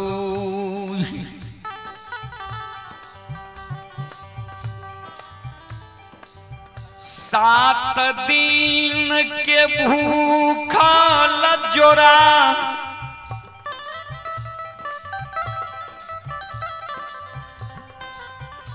संत भगवान द्वार पर आएव के प्राण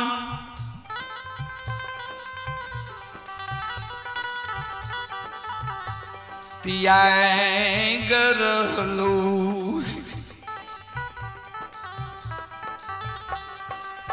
बेटा रे घर रे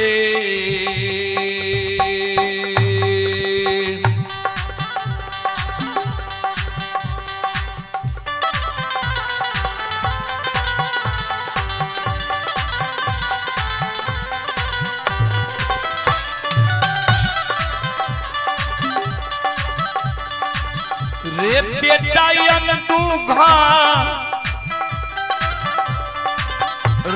रे नहीं छो।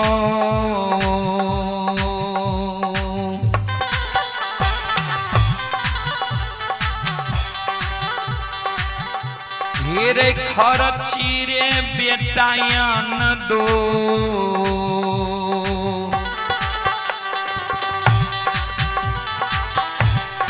रे तुअनु पाछो।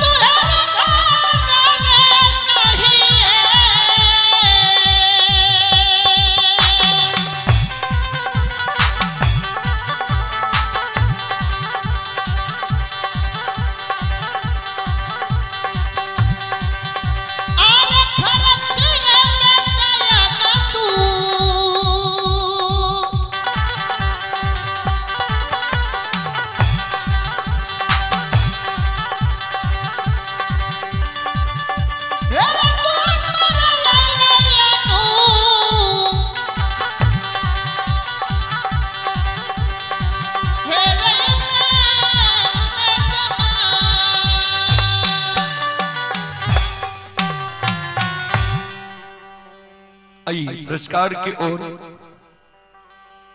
दिनेश कुमार के ओर से 11 रुपए की पुरस्कार आए हैं। आयुष कुमार के ओर से 11 रुपए की पुरस्कार ऑनलाइन फोन पे के द्वारा आए हैं। निरंजन कुमार के ओर से भी 11 रुपए की पुरस्कार आए हैं।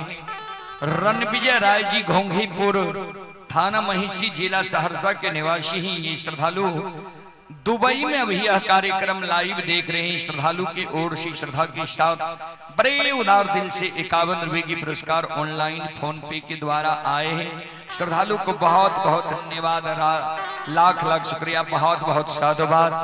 अरविंद कुमार शाह राजघाट जिला पूर्णिया के निवासी हैं। 51 रुपए की पुरस्कार आए हैं। श्रद्धालु को बहुत बहुत धन्यवाद, लाख लाख शुक्रिया, बहुत बहुत साधुवाद। संत शिरोमणि श्रोता बंधु माँ बहन बाबू भैया सब और आप हैं श्रोता सज्जन वृंद माँ बहन बाबू भैया संत शिरोमणि श्रोता बंधु एक और श्रद्धालु के ओर से 51 रुपए की पुरस्कार आए हैं। बहुत बहुत धन्यवाद, बहुत बहुत साधुवाद। जय हो दानी श्रद्धालु की जय हो, जय हो दानी श्रद्धालु के समस्त परिवार की जय। ये हो माई कहे बेटा घर में एक शाम के सीधा राशन खर्ची नहीं छोड़, द्वार पर जोरा अनूप मेजबान 7 दिन के भूखल प्राण त्याग रहलो।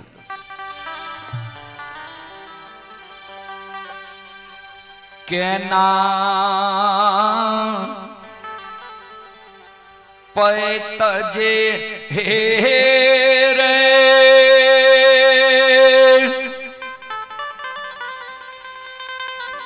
हेरे आए मोकमा में बचतो आन दूरे माँ।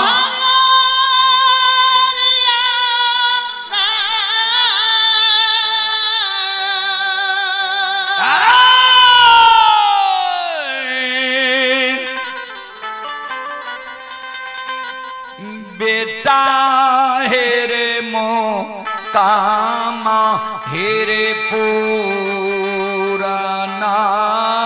है।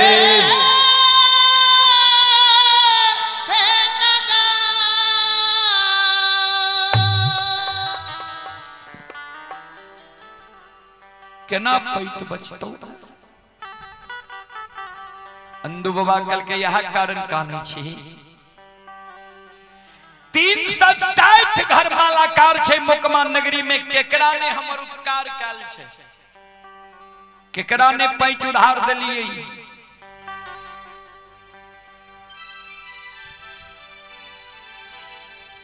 मां हे गई केकरा नहीं हमरा से भलाई भेलैया। माई गई जो एक सिर पैंच लाया, भोजन बना के संत भगवान के भोजन करा दिए, तू भोजन कहला। माई कल के आप कोई दे छे पैंच उधार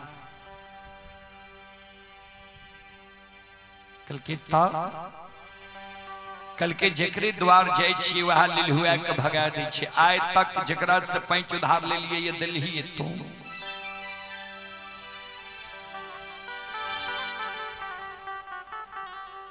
अंदु बाबा कल के जो आय लाया आ जेकरा से आय ले भी ओकरा हम काल व्यवस्था क्या के दे देबे। कही है जी काल हमर व्यवस्था क्या के दे देता।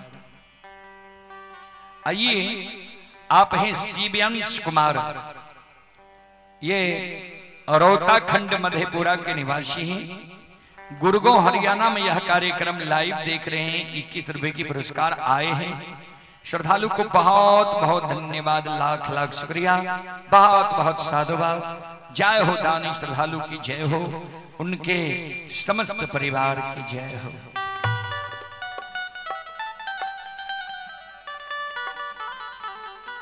अंदु बाबा कल के आय जो ने आय जकरा से भी ओकरा हम दे दे। शेर तराजू बगल में दबा ले, देखिए जी संत भगवान नहीं देखो नहीं देख ल तुमने, संत भगवान बुझ जेते जकरा घर में सीधा राशन नहीं छे। द्वार पर जे संत भगवान अले, ये 3 लोक के मालिक, हर एक घट घट के बात जाने वाला भगवान। लाचार में कोई विचार नहीं हुई छे। अन दो बाबा के माय से रतराजू बगल में लाल कहिए, मोकमा नगरी आंगन आंगन घर घर सब लग जाए छे। हे माय, हे दीदी, हे बहिन, एक सिर हमरा पैंच दिया, हमरा द्वार पर संत भगवान अइले, 7 दिन के भूखल प्राण त्याग रहले। जेकरे दुआर माय जाय छै, वहाँ माय के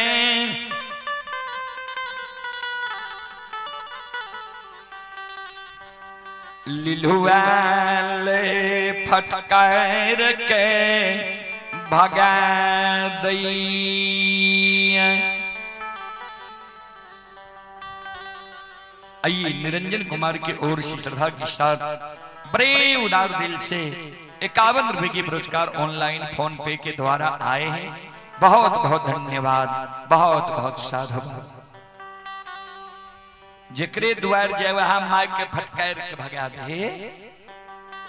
हमरा यहाँ से क्या बेर पैंच लागल है, याद छ? ला जाए छो, खा के भूल जाए छ।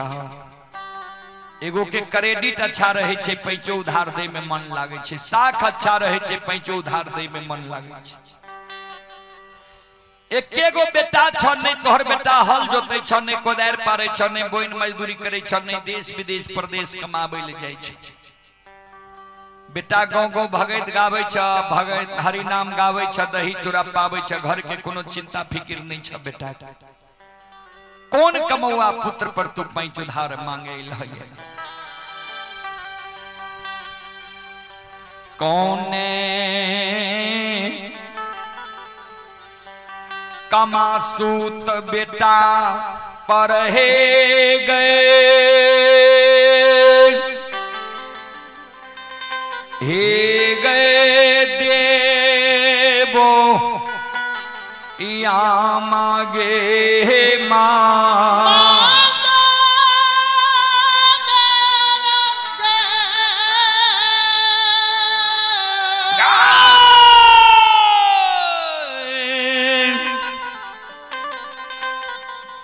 देवो या मां पैंचा हे गया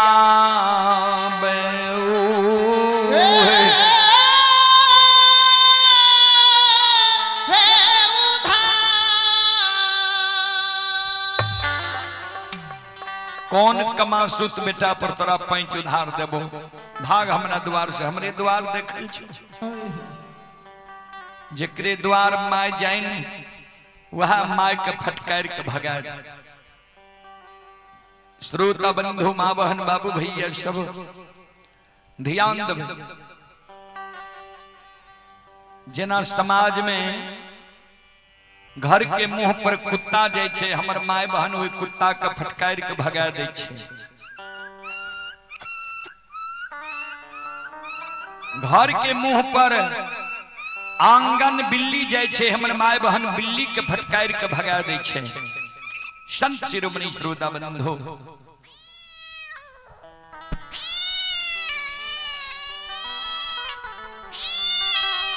सदानंद बाबा के माय के समाज के माय बहन फटकार के भगा।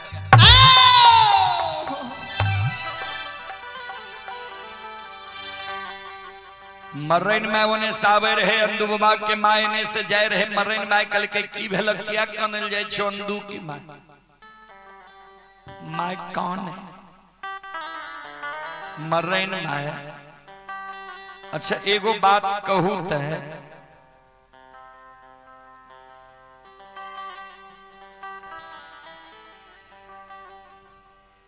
कोई संत जे मुकमा नगरी में भूखल मर जाए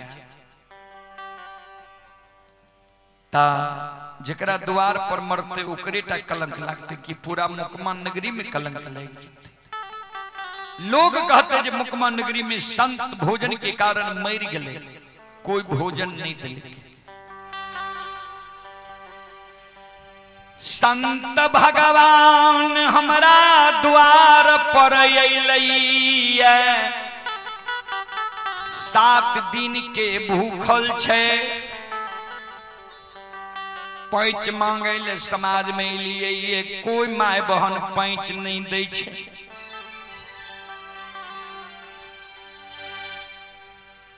कल के केना देत यहाँ के पैंच, हमरो यहाँ से क्या बेर लागल ये याद है, ले जाए छिए खा ले छिए भूल जाए छिए, एना में कोना काज हेते। अंदू बाबा के माय मन में सोचले के मरेनो माय नहीं देते पैंच चल दे छे। एक डेग गले, दोसर डेग, तेसर डेग गले मरेन में कल के ये अंदू के माय आबू जो यहन बात छे ने त आबू पैंच देव यहाँ। अंदू बाबा के माय कल के तो चलू न दिया न पैंच, संत के कहना के भोजन करा दे। कल के वना पैंच नहीं दे, कल के ताप, कल के सुनो लौट के गिरही भवन चैल जाओ,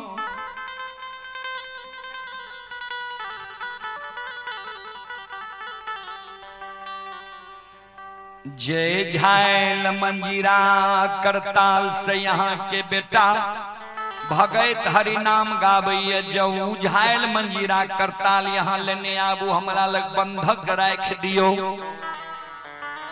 एक पंथ दुई काज, झायल मंजीरा करताल जो हमरा लग बंधक राख देबे तो यहाँ के बेटा के भगतो हरि नाम छूट जात, काम धंधा में मन लागे लागत, कमावे लागत।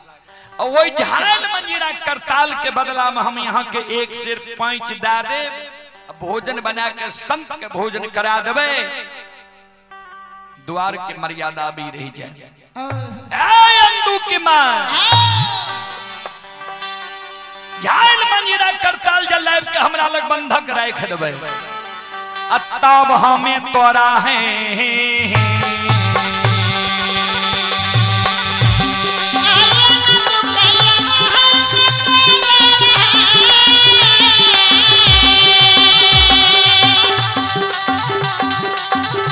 आए है ताबा हमें है,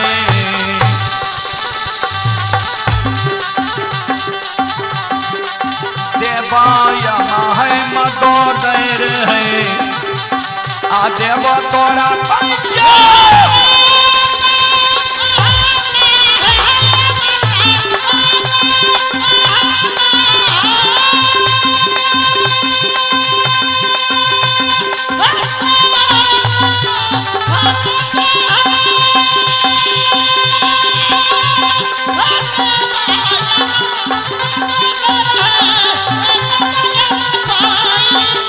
आए है काना ले है,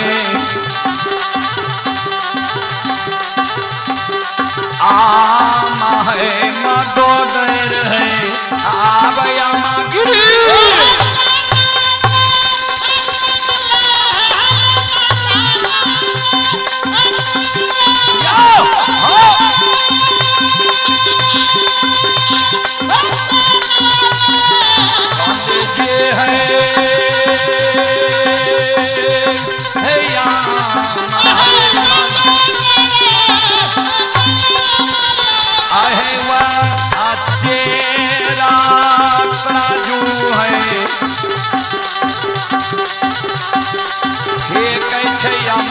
मदोदर है, आपके कई छे धर्म के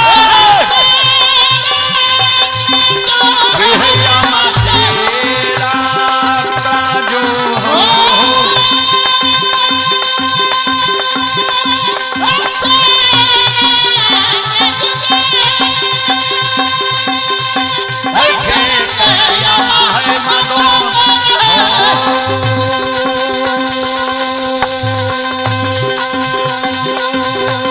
है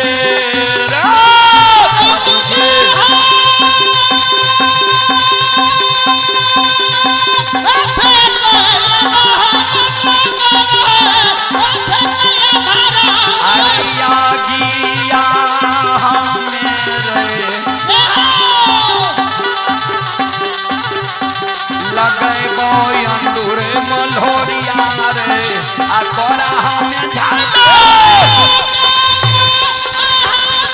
तेरे बेटा आगिया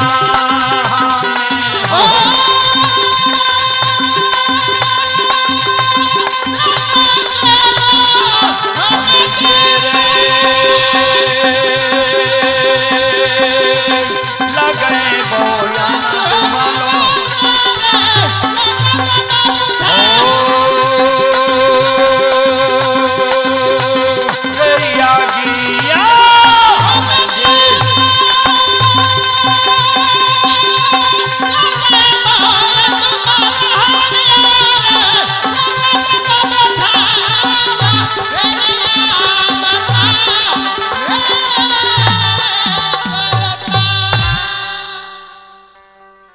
शेर तराजू के माय गहवर के उसार पर फेंक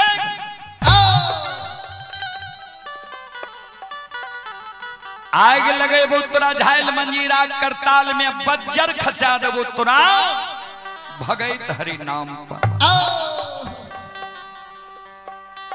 आए जे तू होर जोती कोदार पारती बोइन मजदूरी करती ही समाज के सब लोग हमारा पैंच उधार देती है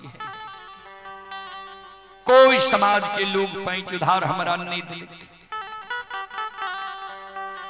अंधु बाबा कल के माय भेलो की कल के कोई समाज के माय बहन बाबू भैया पैंच उधार नहीं दिल को कहल के जितने तोहर बेटा होर जोते छ ने कोदार पारे छ ने बोइन मजदूरी करे छ कौन कमौआ पुत्र पर तू पैंच उधार मांगे हो अब मर्रन माय कहल को जे लौट के चल जा झायल मंजीरा करता लेने अब हमरा लग बंधक राख दो तब तोरा एक सिर पैंच देबो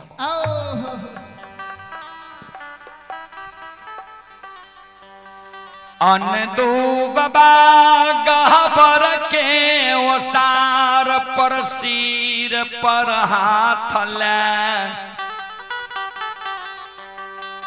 मूर्छा के बैठ गले गोसाई हो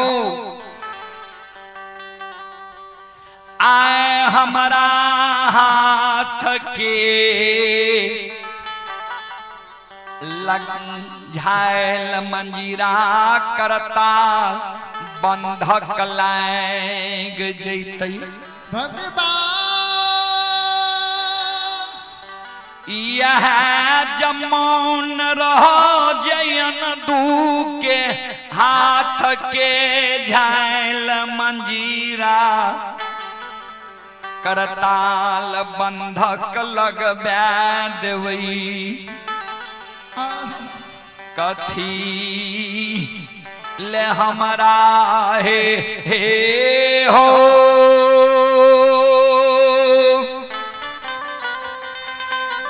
हे हो बनल हो दाता हो नी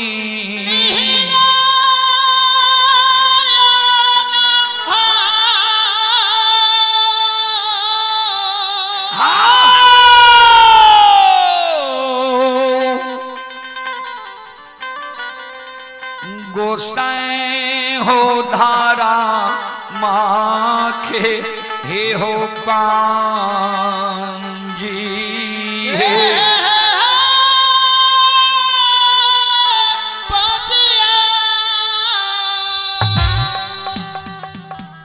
यहाँ मन रह अंधु के हाथ के झायल मंजीरा बंधक लगवा देवे कथिल धर्म के भक्त पजियार हमारा बनिल हो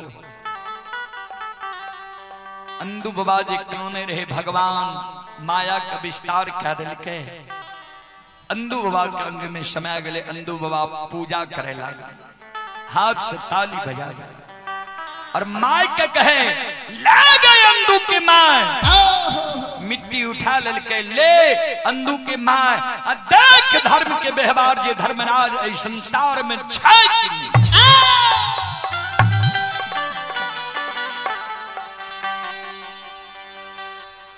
माय कहे बहुत पूजा तोहर हम देख लियो, पूजा करते करते धन के ओर लग गेलू, घर में छो एक शाम के राशन, फिर तू पूजा करे लगली है। अंदू बाबा के माय के मन में हो जे झूठे पूजा करे छी, आ अंदू बाबा पर तो भगवान के दया भ गेले जे ले देख धर्मराज संसार में छै कि नहीं छै। माय के मन में हो जे एक बेर विश्वास क्या के देखिए।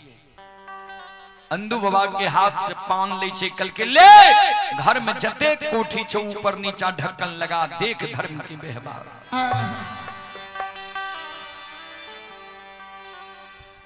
माय चिकन मिट्टी लाबै छै,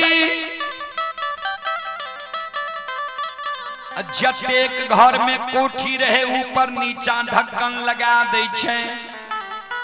5 मिनट के बाद अंदू बाबा जे पूजा करे रहे कहल के कोठी के निचला ढक्कन खोल, देख धर्म के लीला। जहिना अंदू बाबा के माय कोठी के ढक्कन के खोले छे निचला मुन्ना, संत शिरोमणि श्रोता बंधु, ए हमारी माँ बहन बाबू भैया सब, भगवान के महिमा खीर गले, कोनो में से दाल, कोनो में से गेहूं, कोनो में से चावल, अनेकों प्रकार के खाद्य सामग्री निकलेला। भगवान के कृपा हो छे बाबूजी पल में, जितना देर में पल झपकै छियै ने उतने देर में भगवान की कृपा हो छे। अंदू बाबा पर भगवान के कृपा भ गेले, सब कुछ जे निकले लागले तो माय दौड़ के जाय छे द्वार पर, जे साधारण संत नहीं छिए। जहिना द्वार पर गेले तो नहीं नगरी नहीं उठा, नहीं साधु ने भगवान।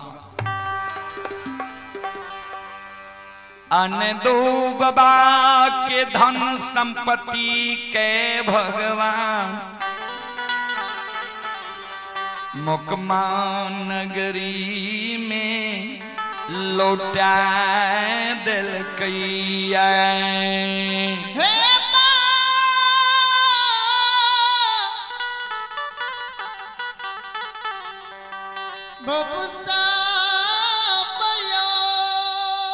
चलो तो एक बार हम सब माँ बहन बाबू भैया से आग्रह करबे, एक बार यहों सब हाथ से ताली बजा के मुखार वरिंद से भगवान के नाम लियो, भगवान के दरबार में हाजिरी लगा लियो। हम सब कार्यक्रम के अब अंत करवे, कारण 12 बजे के बाद हम सब भोजन नहीं करे छिए, समय लगभग 12 के छुए वाला। चलो दोनों हाथ से ताली बजाबो, मुखार वरिंद से भगवान के नाम लिया। सब श्रोता बंधु माँ बहन बाबू भैया सब। श्री कृष्ण गोविंद हरे मुरारी, हे नाथ नारायण वासुदेवा। श्री कृष्ण गोविंद हरे मुरारी, हे नाथ नारायण वासुदेवा। श्री कृष्ण गोविंद हरे मुरारी, हे नाथ नारायण वासुदेवा। श्री कृष्ण गोविंद हरे मुरारी, हे नाथ नारायण वासुदेवा। हे नाथ नारायण वासुदेवा, हे नाथ नारायण वासुदेवा।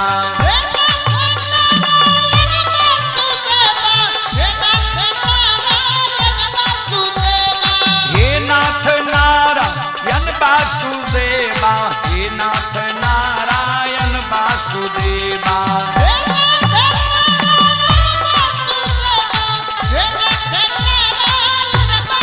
हरि बोलो। श्री कृष्ण गोविंद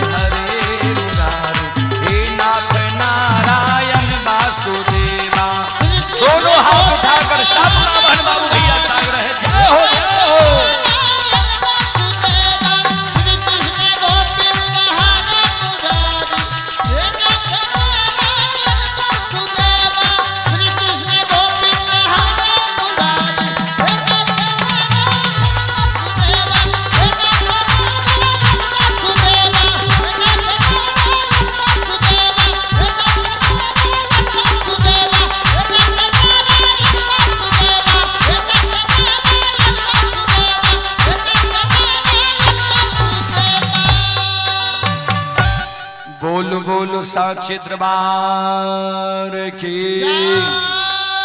भक्ति और भगवान की महारुद्र बजरंग बली की उमापति महादेव की बाबा धर्मराज की नमः पार्वती पतये हारा हारा महादेव बोले।